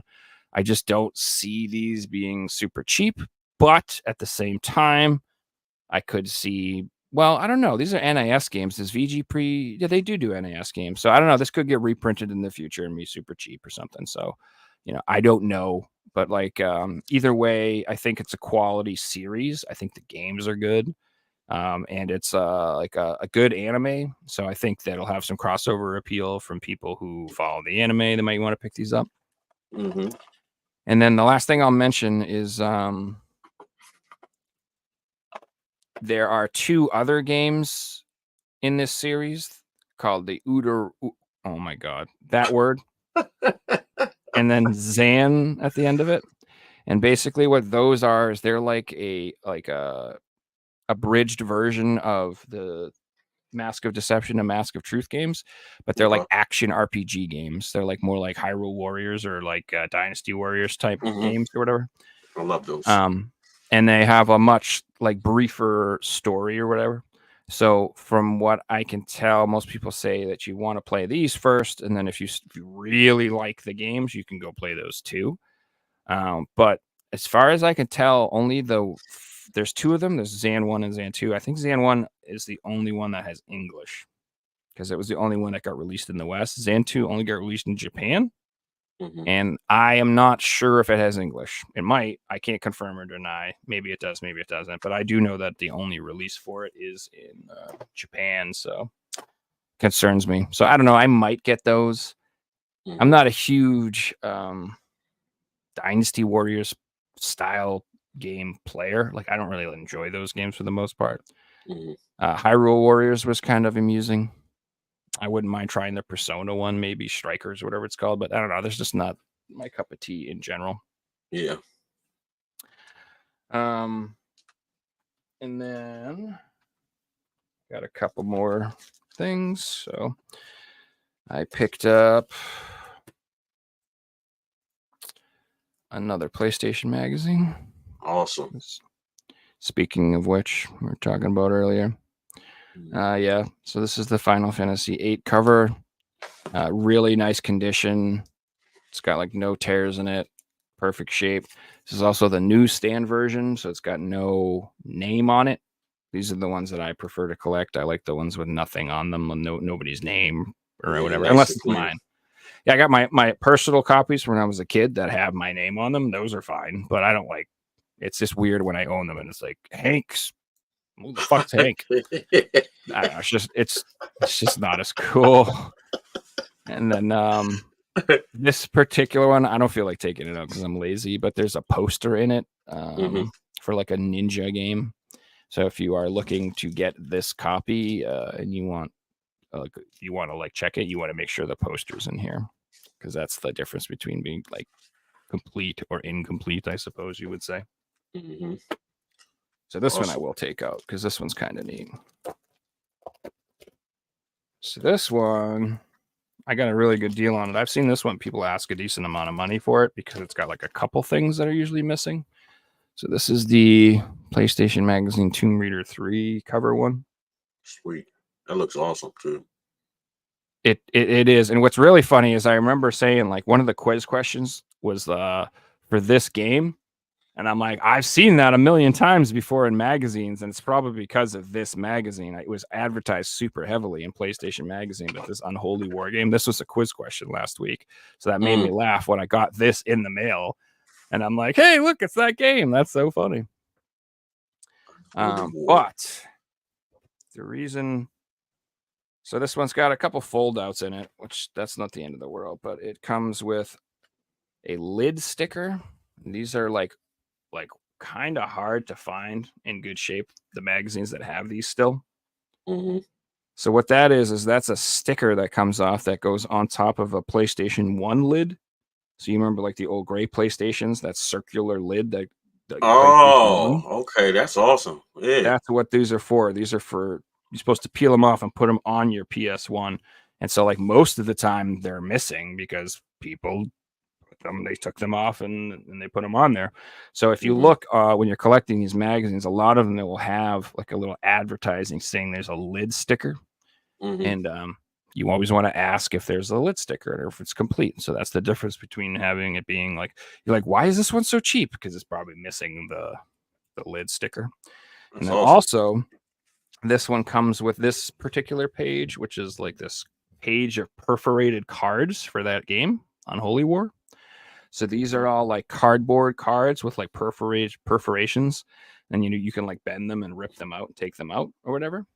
So this magazine, this particular one in the collection, it's kind of I've seen it, people ask more money for it just because it has, both of those things. But I just got particularly lucky. This person didn't seem to know or care or whatever. So I got this one and I got that other one in a bundle together for like incredibly cheap. So I was extremely pleased because there's not that many more of these that I need. So it's pretty exciting when I see them and they're in good shape and they're a good price. Yeah, really definitely. Exciting. I can imagine. That's awesome. Yeah, but I can imagine if I keep talking about these on the podcast, it's not going to last. So eventually people are going to be like, those are cool. I'm going to start getting them. It's all over. Yep, exactly. That's how it works. And then I got one more thing. So it's kind of a random pickup. But yeah, I'll explain. So I picked up a Meta Quest 2. Okay. So I got this for a couple of reasons. First off, they're on sale. These are only $199.99 right now. They're like $200, and that's a pretty cheap deal to get into these. This is not like the newest unit. There's a Quest 3. There's a Quest Pro. This is kind of like an older one. They're just like phasing out the older stock, but it's still really nice.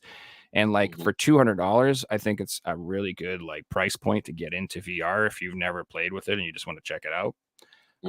I specifically bought this for two reasons. The first is I bought it for Beat Saber because I want to mod my game.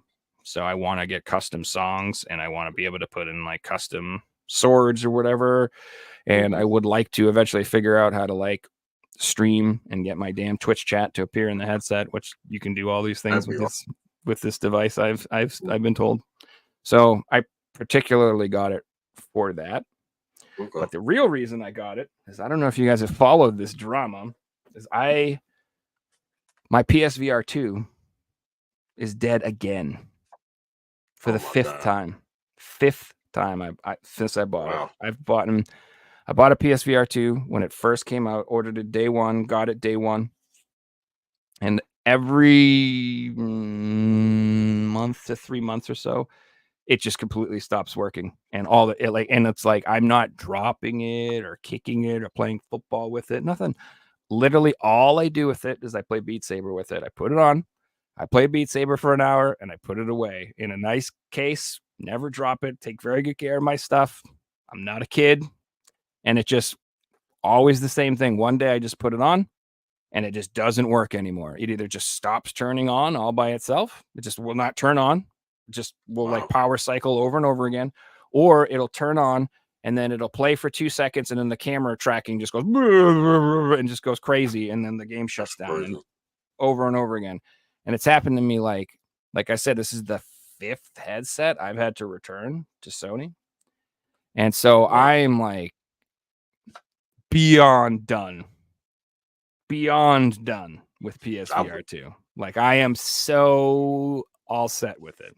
I'm not trying to discourage people from enjoying it or purchasing it. If you like it or want it or have it, go out and knock yourself out. I think if you're a casual VR player, it's going to be a great experience for you. Like if you just want to play Resident Evil, sure. But if you're like somebody who's like actually interested in VR seriously and wants to put like a couple hundred hours into a headset, maybe play some Beat Saber, I cannot recommend the headset. It's just not durable enough. I just think the design quality is just too cheap. I mean, end of story. It's just not good enough. That's unfortunate. Yeah, it is what it is. I mean, I'm not mad about it. I'm shipping it back to Sony again, and they're going to send me a repaired one again. But this time I'm like, I'm never playing Beat Saber with it again. Like I don't think it can handle it. So I'll use it for, you know, horror games, stuff like that. Stuff that's like low impact, that doesn't make you, maybe, because I don't know, it could be me too. Maybe I'm just like the sweatiest bastard in the world, and I can't, it's just my fault. Like maybe it's just me. I'm just like I don't know. Maybe maybe I dance too much when I play Beat Saber. Maybe that's my problem because I get into it. But I can't help it. That's just fucking get you So going, they have to man. give you any type of explanation of what they think it might be, or no, they don't talk to you or say anything. They just ship you a new headset. They don't even know. Like literally, the first time I shipped it to them, it was such a new product. They didn't even have instructions on their website relevant to the PSVR 2. It was all about the PSVR 1. They were like, wow. "Oh, you have a problem? Well, make sure you ship back your box connector and your cable." This, and I'm like, none of that even exists on PSVR 2, idiots. What are you trying to tell me to do here? Like, Wow. that's not even a thing. That's nuts. So, Damn. yeah, I don't know. It's unfortunate. I don't know. It's just I'm unlucky. It is what it is. I don't know. What are you gonna do? Sucks. So yeah, you got some stuff to show off? Yeah, I saw some Wii stuff. Since we are talking about Wii, I'm gonna show, I guess, some of the, I guess, more rare games, more expensive titles. So we'll start with American Mensa Academy, which is obviously an educational game. They have this on the 3DS, but I believe this one is rare and expensive because there was a limited amount of copies made.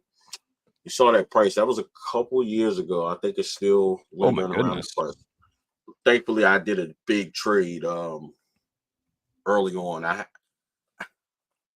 did the right thing. I had some I came up on some really, really expensive SNES games in a cheap bundle. So I had like Chrono Trigger and stuff to trade.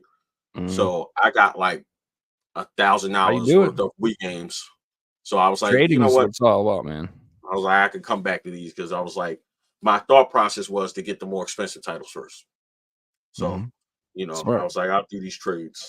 Next is Last Story. It's a great game. I haven't got a chance to play it, but a lot of people talk. Except we said earlier that was like their favorite game. Yeah, they speak very highly of this game.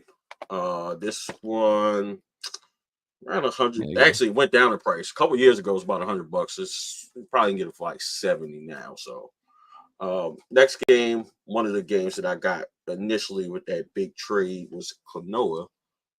Klonoa just seems to be expensive no matter what console you get it on. It's $120. They actually came down in price as well. Now, is that like its own version, or is that like a remake of the PS2 game? Like, what is that? I believe it is a remake, if I remember right, because I ended up getting the one on the Switch. Okay. Oh, maybe the Switch is the remake of this one. I think I'm not sure. I don't think it's a standalone game. I do think it's some sort of HD-ified version or something. Yeah, it's something like that. I have to do some more research on it, but yeah, I mean, you don't see too many Klonoa games anyway. So this next game, I got this off a trade, thank God, because it's $300 game, and they have I guess, a big box version, but this is extremely rare, extremely expensive. It actually includes an exercise bike. It's his cyber bike. I believe this is on PlayStation too, right? Yeah. PS3 has a version. Figsy, we've talked about it. Figsy had that bike for a while for PS3. Wow. Yeah, I just realized it was on PS3 recently, and like the bike for the Wii goes for like $1,000. I probably guessed the PS3 is like way cheaper. This game was like $300. I got it for a trade, thankfully. So I believe So I wish he was here to verify, but I'm pretty sure it was like one of those situations where the physical game only came with the bike as like a bundle deal. Okay. So it's like extremely expensive to get either of them because you had to have both of them to get one or something like that. That makes So sense. like, I don't know. I guess it's the game is harder to get than the bike because a lot of people will get the game and sell the bike. Right. Yeah. Because they just want the game or whatever. Yeah. It's cool though. It's cool. It's cool concept. Kind of cool. I guess so. Yeah, I like exercising games. I'm all. That's why I beat Saber. By the way, it's more for health reasons. I do it to stay healthy, man. Get my blood pumping. That's definitely good. Up next is Metroid Prime Trilogy. I got the Steelbook edition. I got this at East Starland. I know East Starland's pretty popular online. They're like an hour away from me, so I drive down there a lot. And this was apparently it's like 3 versions. There's one obviously without the Steelbook. Then one is obviously the Steelbook, and then there's a Steelbook with a sleeve as well. So this one it's like $10 more or something. Yeah. That's beautiful. Yeah, that's awesome. Yeah, I used to own that and I sold it. I wish I hadn't. Yeah, that's like $100 game or so. I think it dropped a little bit from like 200 or something like that. Next this was also an expensive game. I want to say this is a survival horror game. Fragile Dreams. This game was. I've never heard of that. This game is like $140, something like that. Okay. A lot of the more expensive titles for the way I did trades for, or like I went through like my collection, I got rid of. You guys probably not gonna be happy, but I got rid of a lot of PlayStation stuff, a lot of Xbox stuff, to get this, just to kind of get this set done. Next is Bro, I'm a fraud. I have a whole Nintendo wall right here. People don't see it, but it's right here. Yeah, I'm gonna rearrange some stuff. I'm gonna take my bookcase up back here. I'm gonna put some Nintendo stuff up there so people believe me. Everyone's like, yeah. It's weird. Believe you. We want to see it. This next game is here we go. It's called Coraline. Coraline. Okay. And I believe they have a show too, right? A show or a movie? I think it's a movie. Yeah, something like that. I just really kind of came across that. But I don't know, game it's very like 2000s goth girl thing. Yeah, that's like another $100 game. Guys, I know that one's very sought after. Yeah, it's not a flex. Trust me, I did trades to get a lot of this stuff. Ju-On the Grudge. Nice. It's like a haunted house simulator. That was at the time like $120. I might have gotten a little bit under. Next is The Calling. It's all horror, man. So funny. Yeah, that was like $80. Like a lot of the survival horror games were like crazy expensive for some reason. I don't know why, but it just seems that way. I know why. It's because it's horror fans are kind of like Nintendo fans. Like they're very passionate about the hobby. Like horror fans collect videos, they collect statues, they collect games. And like if you're into horror, like you'll collect the horror stuff from all the systems. You know what I mean? They'll collect the Game Boy horror games. They'll collect, it's. I don't know. It's like if you're into like, it's hard to describe. If you're into K-pop or something, it's like its own thing. So people like that means like they'll buy like every K-pop game that ever came out if that thing. You know what I'm trying to say? Like they're just into that. Right. Yeah. Yeah. It does seem that way. Like every console survival horror games are like up there in price. No, they're not always great. Like some of them are terrible games. So my internet cutting out. Is that you? Yeah, I don't know which one's been doing a couple times. So I'm not sure. But Silent Hill, this one was like 150-ish. Yeah. That's really expensive on PS2. Yeah, it's like $300 or something. Yeah, right, somewhere around. It's insane. It's pretty expensive on PSP as well. Yeah, so 150. I thought that was expensive, but I'm not getting it on PS3. Next is Ark Rise Fantasia. This game's about 130. I believe this is like the Alice game. Never heard of it. Who made that? Image Pooch, Marvelous Entertainment. Okay. Ignition Entertainment. So it's a couple people on there. Is it turn-based action RPG or I believe it's action RPG because you know they always put like these controller icons to tell you to use. So 9 out of 10, you got that classic controller on there. It's probably more action based. Okay. Turn-based, I'd imagine they wouldn't put that on there. But that was a pretty cool game. This next game, shout out to Reggie. He actually helped kind of orchestrate or set up this game for me to get on the price. It's like a $200 game. This was at we were at the Portland. It was like a swap meet. I think it's like a side. What does it call it? Jesus, can't remember. But it's like a swap meet at the beginning of the year that they had. And Reggie knew the guy selling it, and I needed this like a $200 game. Cool. Pandora's Tower. Yeah, a lot of people speak highly of this game.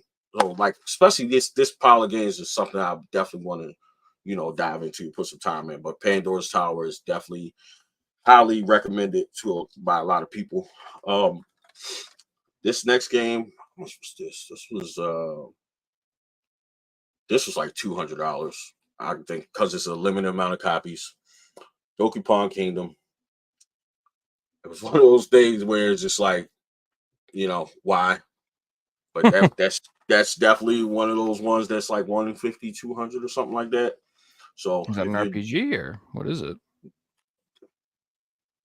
This is I've never heard of it.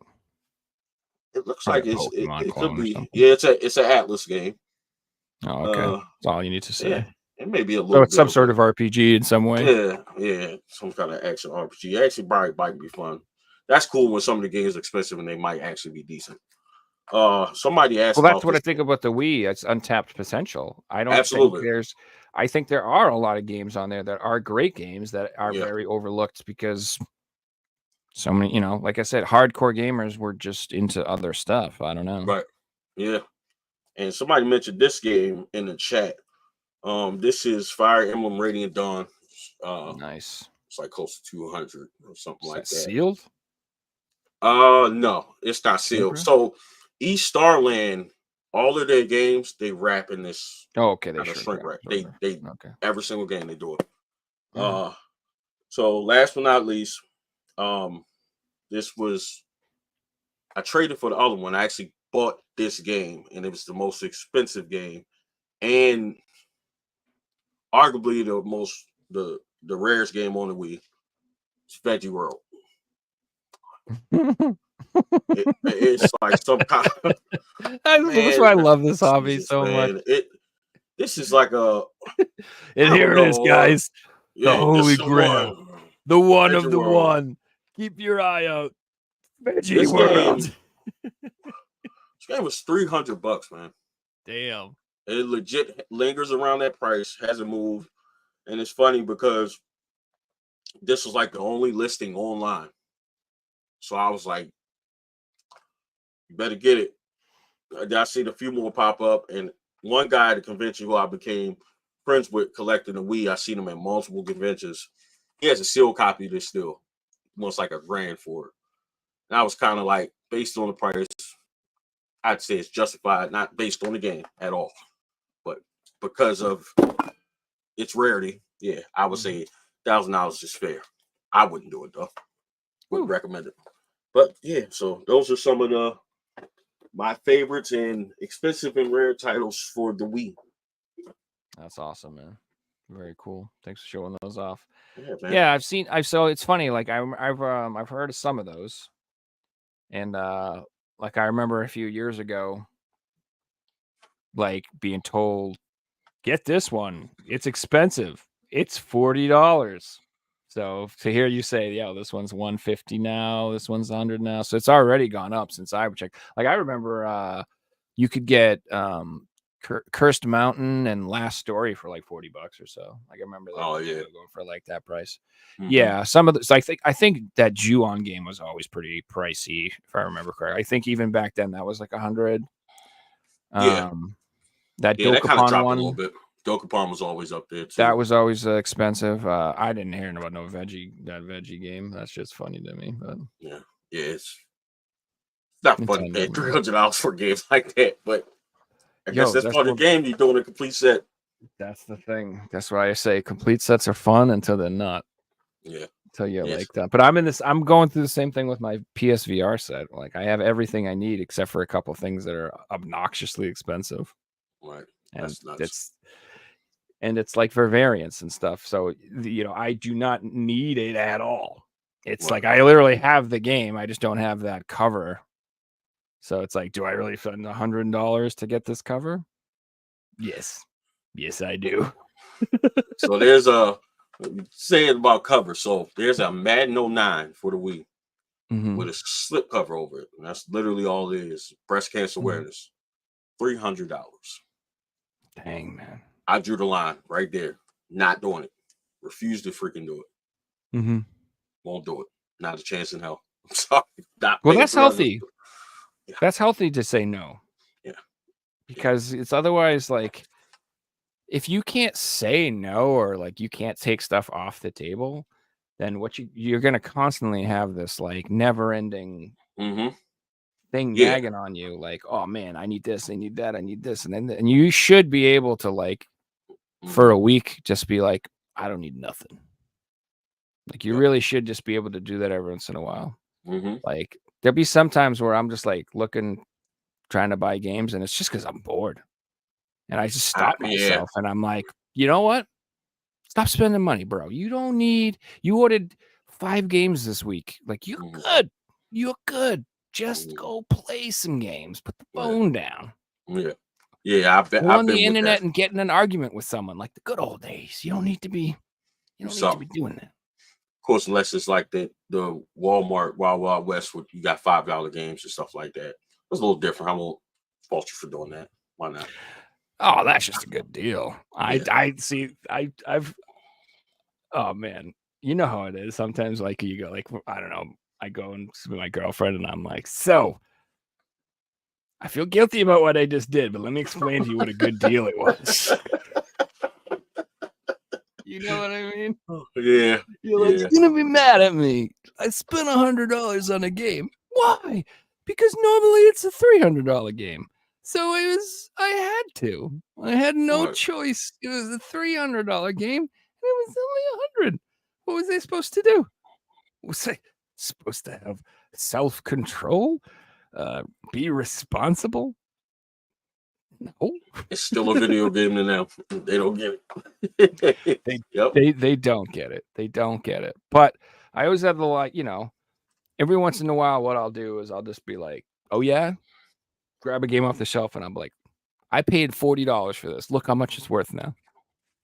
And then they look it up and they're like $700. I'm like, yeah. So you know what? Maybe I'm not as crazy as you think. Now these other games, that didn't happen with any of them, but that one did. Yeah, or especially like if you I went through like a huge purge probably 6 months ago when I was getting rid of a lot of that stuff. And actually people probably going to read me in the comment sections. I sold some of my consoles that I just felt like I'm never going to collect for. Like it's way too expensive. Dude, sell them. But not only that, like I started focusing on Nintendo, but I sold my Neo Geo CD. My American Saturn. Now I am mad actually. Roast them, guys, in the comments. Yeah. Because I was just like, in my mind a couple years ago, I'm like, all right, yeah, I never had Neo Geo as a kid. I'm doing it. Until you start seeing like literally 150, 200 and more, and they're even more expensive now. Each game is like, bro, it's not happening. And I'm not gonna, because of that, I'm not gonna be interested in collecting for it. I'm just not. It's not something that I can see myself going out. Because if that's the case, like I'll get a game like once every few months if I'm doing that. So I like legit went through, sold all that stuff, and I actually paid for a vacation to go to Miami. So there you go. Sleep fast. So I know this is obviously a very physical oriented podcast. Like I encourage people to collect physical games all the time. But just so you know, like the Neo Geo is fiscally unreasonable for most human beings at this point. Like, I think Metal Slug is like $30,000 to get a copy or something. It's like I said, it's a little crazy. So if you haven't heard, there's this thing called a Mr. FPGA. I don't know if you heard what that is. It's like a small people call it, it's not emulation, but it is, you know what I mean? It's like the FPGA technology makes it like, so it like mimics hardware. So instead of it like emulating software, it's like emulating the actual chipsets that were in the old systems and in the old PCB boards or whatever. Anyway, the point of the story is like it's very compatible with like a lot of Neo Geo MAME games and stuff like that. Okay. And it gives you like arcade perfect ports. So if you're like really into Neo Geo and you want to have a good experience, you can get a Mister for $400 or $500. Grab your case, grab yourself an arcade stick, and it's very good. It's a very, very, very good experience. Yeah. It's as close as you can get to real arcade hardware as anything. That's true. And honestly, it's better than Neo Geo CD because of the stupid load times. Yeah. I had, at the time when I sold those two, I had one game each. And I had them for a couple of years. Now, it was just dope, like the thought of having something that I couldn't afford as a kid. But it just wasn't feasible. And then on top of that, the game room I'm in now is like a third of the size where my stuff was before. So it's like I kind of just naturally had to shrink in. But I don't regret doing that. You know, sometimes I think about it, but it's like, nah, you're more than Nintendo. So, you know, I still have other stuff that I will keep, but I'm not like actively seeking out. And it makes me be a smarter collector where I have to choose because of my space restrictions. So now I used to just kind of, oh, this is cheap. I think we all as collectors kind of had that where we were just buying shelf filler, or we got friends like, hey man, you want these games, and give us like a shit ton of games or whatever. But that's with a lot of that stuff I phased through. Or if I had stuff on PlayStation and 360 or something, I was like, all right, I don't need this game on 3 different consoles. Like, so that's how I was kind of making my choice, just kind of being smarter about it. And then, you know, you got emulation. I'm not saying I'm not a physical collector, but I will say that it is very difficult to go and buy physical games that you probably can emulate very easily. Like, I had plans to mod my NES and SNES minis to put the whole library on there, as well as where is it? See these black things right here? All of these are all mini consoles, and they're all modded. So I've done all of that. So I got the SNES Mini, the NES Mini, the TurboGrafx, the Genesis, the Genesis 2. I have the Atari 400 Mini, Commodore 64 Mini. Wow. I like the minis. Yeah. And you know what's funny? I'm going to replace them all with a Mister because it does it all. Just that one unit. It's just like it does everything. The Mister also does old PCs. So it'll do like Atari 800, it'll do Commodore 64, it'll do Amiga, it'll do Sharp 68000, the MSX computer, it'll do all that. And it also does 486 computers. So this thing will do everything from Atari to Doom on one unit. And I'm like, God, dude, I gotta have that in my life. I gotta have it. Yeah, especially if it's about just playing the games. You know, you have multiple options, and I don't know. I just feel like over time, you know, obviously we will hope that we're responsible adults as collectors. So we start making decisions like that where I'm like, you know what? I could just mod this and get all the games. Now, I still think I'm going to collect, you know, the physical library, but I do both. Think twice. Yeah, I think twice about it. And especially like with stuff outside of Nintendo, if it's not something like I really felt like I want to have a copy, I'll probably put it all on the minis. That way I can have all those games in my leisure to just play. It just makes sense for me to focus on what I'm really into. And then, you know, for whatever I decide I want to play, we have other options. Another great option too is Steam Deck. I have a Steam Deck too. I love it. It is awesome, man. It is awesome. I'm still working on mine to get everything the way I want it, but yeah, that's awesome. I can honestly say that I play more retro now that I have a Steam Deck than before. 100%. Having the Steam Deck in my hand and the convenience of having everything just in one spot, one place, not having to hook up wires or controllers or whatever.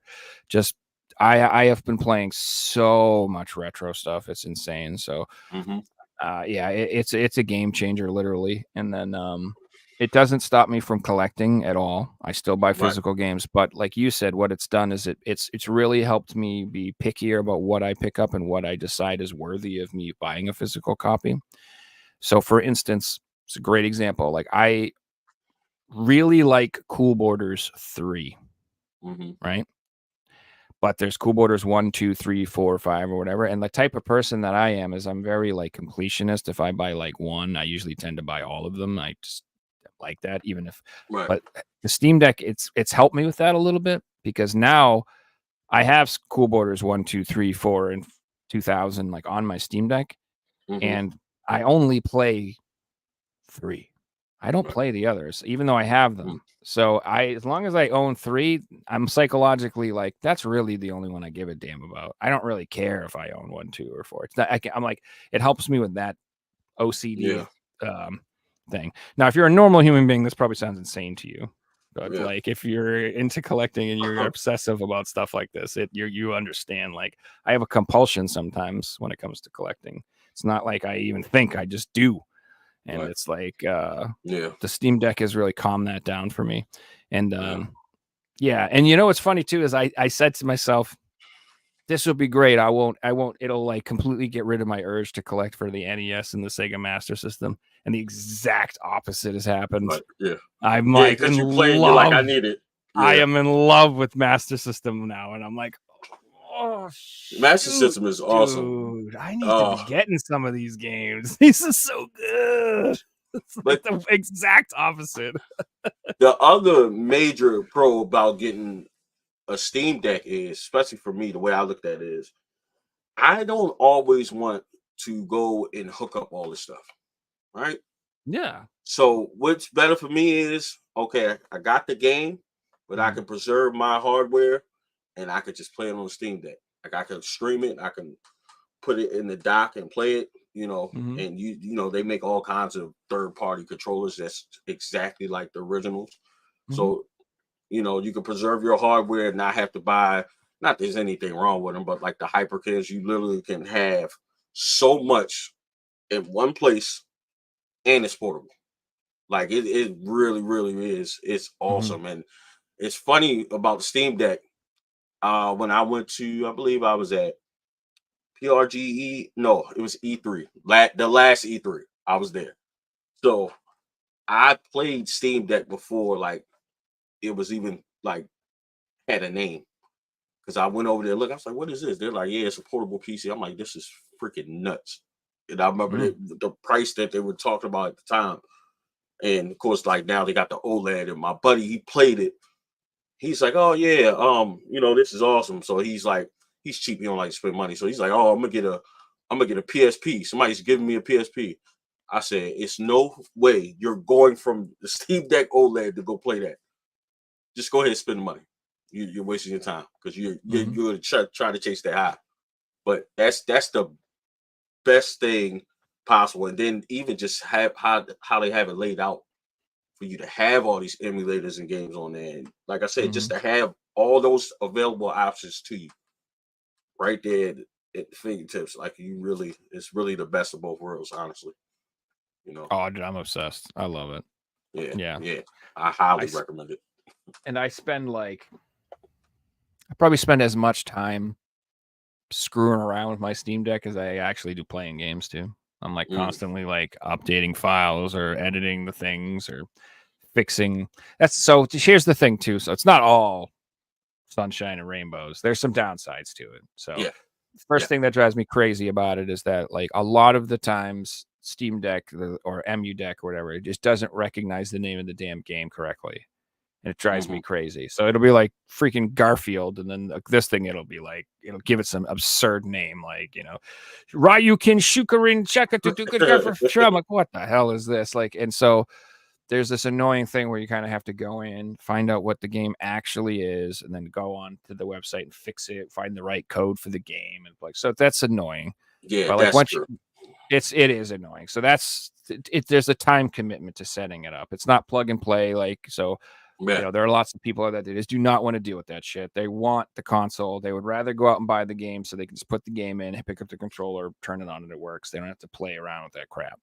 So that's fair, but it's a fair criticism. And the other thing about emulation is that no matter what, there's always a couple games that just don't seem to work. Right. Like out of the library. So there's just, you know, so, and if those happen to be a game you really cared about, then that's a no, it's not good. That's a non-starter because your game doesn't work. So that can be annoying. And the other thing is, like, if you're like a purist, like a lot of the times, like the sound will be messed up. Oh yeah, Or like the game is not running at the right frame rate or something like that. It's like there's some sort of technical issue going on that's off, and like you'll be playing the game and like you can't put your finger on it, but you can tell something's kind of off about it. Something's a little off about it. So that's why it's like emulation. Like I said, it ain't perfect. Sometimes it's fine. Sometimes it's not fine. So I'm not here to like argue. Like I said, I prefer physical media across the board at the end of the day. Agreed. But that doesn't mean I hate digitals or emulations, and I don't appreciate the convenience factor of it because it is kind of awesome. So yeah. I definitely think it's best for retro games for sure. And I mean, like, you know, I would say like SNES, Genesis era and back, because once you go past that N64 GameCube, it gets a little, you know, it gets wonky, it gets difficult to run. But you know, just the simple fact to have these Game Boy, DS, all these things where you can just, you know, play these libraries and again have all that stuff right there. Can't beat it. But you should still buy physical, folks. Yes, absolutely. Support your companies. I don't even know. Does anybody even want to support the companies these days? Does anybody here honestly even like Sony and Xbox anymore? I feel like after the last few weeks, it's just nothing but everybody fucking being mad. Yeah, Xbox pissed me off. I don't know if I said this first I was on it. I sold my Series X recently. That was one of the ones I got rid of because I legit had it for like 2-3 years and I didn't buy. Well, I'm sorry, I did. I bought Call of Duty. That's because when I bought my Series X, I had Game Pass Ultimate. So that's how I was playing Call of Duty online. So I was like, all right. But once that ran out, because I had it for like a year, whatever it was, came with it. I was like, all right, I'm going back to PlayStation.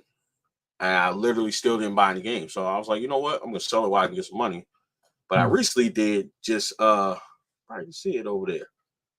I recently sold or picked up a Series S for cheap. That's my recommendation. I'm all for physical. But as far as the new Xbox is concerned, I would absolutely do a Series S. Absolutely. That's the way to go if you want to do the new Xbox. Now, if I would just go PC. I get PC and Game Pass. Yeah. Why the hell? Why bother with their consoles? Yeah, but you can get those on Marketplace. Like I got that for $80. Nice. So I was like, I do want to get a Series X at one point just because of the backwards compatibility thing, but it's weird. Like they almost like stopped supporting it and actually took games off the fucking list. They've been like taking compatibility off instead of adding more games. So I'm like, maybe I don't want to do that because I wouldn't, because that was one thing that pissed me off. That I was all when they were first announced the PS5 and the Series X. Of course, I wanted both, but I'm like, I'm all for the Series X. They're like, oh, it's going to be fully backwards compatible and all this stuff. So I'm excited about it. So I started getting even more original Xbox games, putting them in, not working. And then now the list was already short. Now it's shorter. I'm like, you guys completely lied to me. And I've spoken about that multiple times on my channel. Like it kind of left a bad taste in my mouth. And I really, really just don't like Xbox anymore. Well, you know where Xbox games work great on? Steam Deck. Yeah. They work solid. Everywhere but in Xbox. Well, we're a little bit over the 2-hour mark, and as much as I could bitch about Xbox and Sony, that'd be a whole nother show we could do. I feel like that was great, man. That was awesome. Yeah, thanks for showing off some of your collection. Yeah, showing off some good stuff. got an amazing collection, man. If you guys want to see more of Marcus's collection, he has a whole bunch of videos, his whole journey about collecting the Wii set along the way, which those are like my favorite types of videos. You can watch the whole series. It's really good. He does game store tours, little pickups. Got a great channel, so check him out over on VideoGameVotary on his YouTube channel. The links are below in the description to his X page, his YouTube, and his Instagram. If you guys want to give him a follow. Also, I'm really bad at this, but I have a YouTube channel and an X, and I hit a major milestone. I have 50 subs, guys. I did it. 50 subscribers. I'm big time. So now, from now on, like, do you know who I am? I'm gonna be one of those guys reaching out to people. You want to come on my show, peasant? I have 50 subs. No, I'm just kidding. But if you guys do like the podcast, please subscribe to my channel as well as Figsy Games. So, yeah. Again, we'll be back on Saturday with Dan and Elisa from JRPG Life.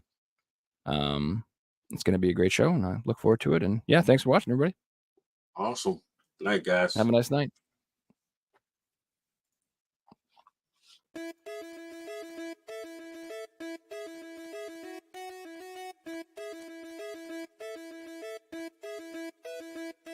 You found the coolest place to be, the PlayStation collecting. Come on, won't you stay with me? Welcome to the show. Gather round the boys and girls, collectors from around the world. Let's show the people what they need to know. Welcome to the show. Gonna talk to guests, only got the best. Gonna put their knowledge to the test. Gonna laugh and eat, gonna live the dream. Gonna show you things you've never seen. Gonna sing a song to break it down. Gonna run this party all night long. So come on everybody, let me see you dance. Get yourself ready, you got one more chance.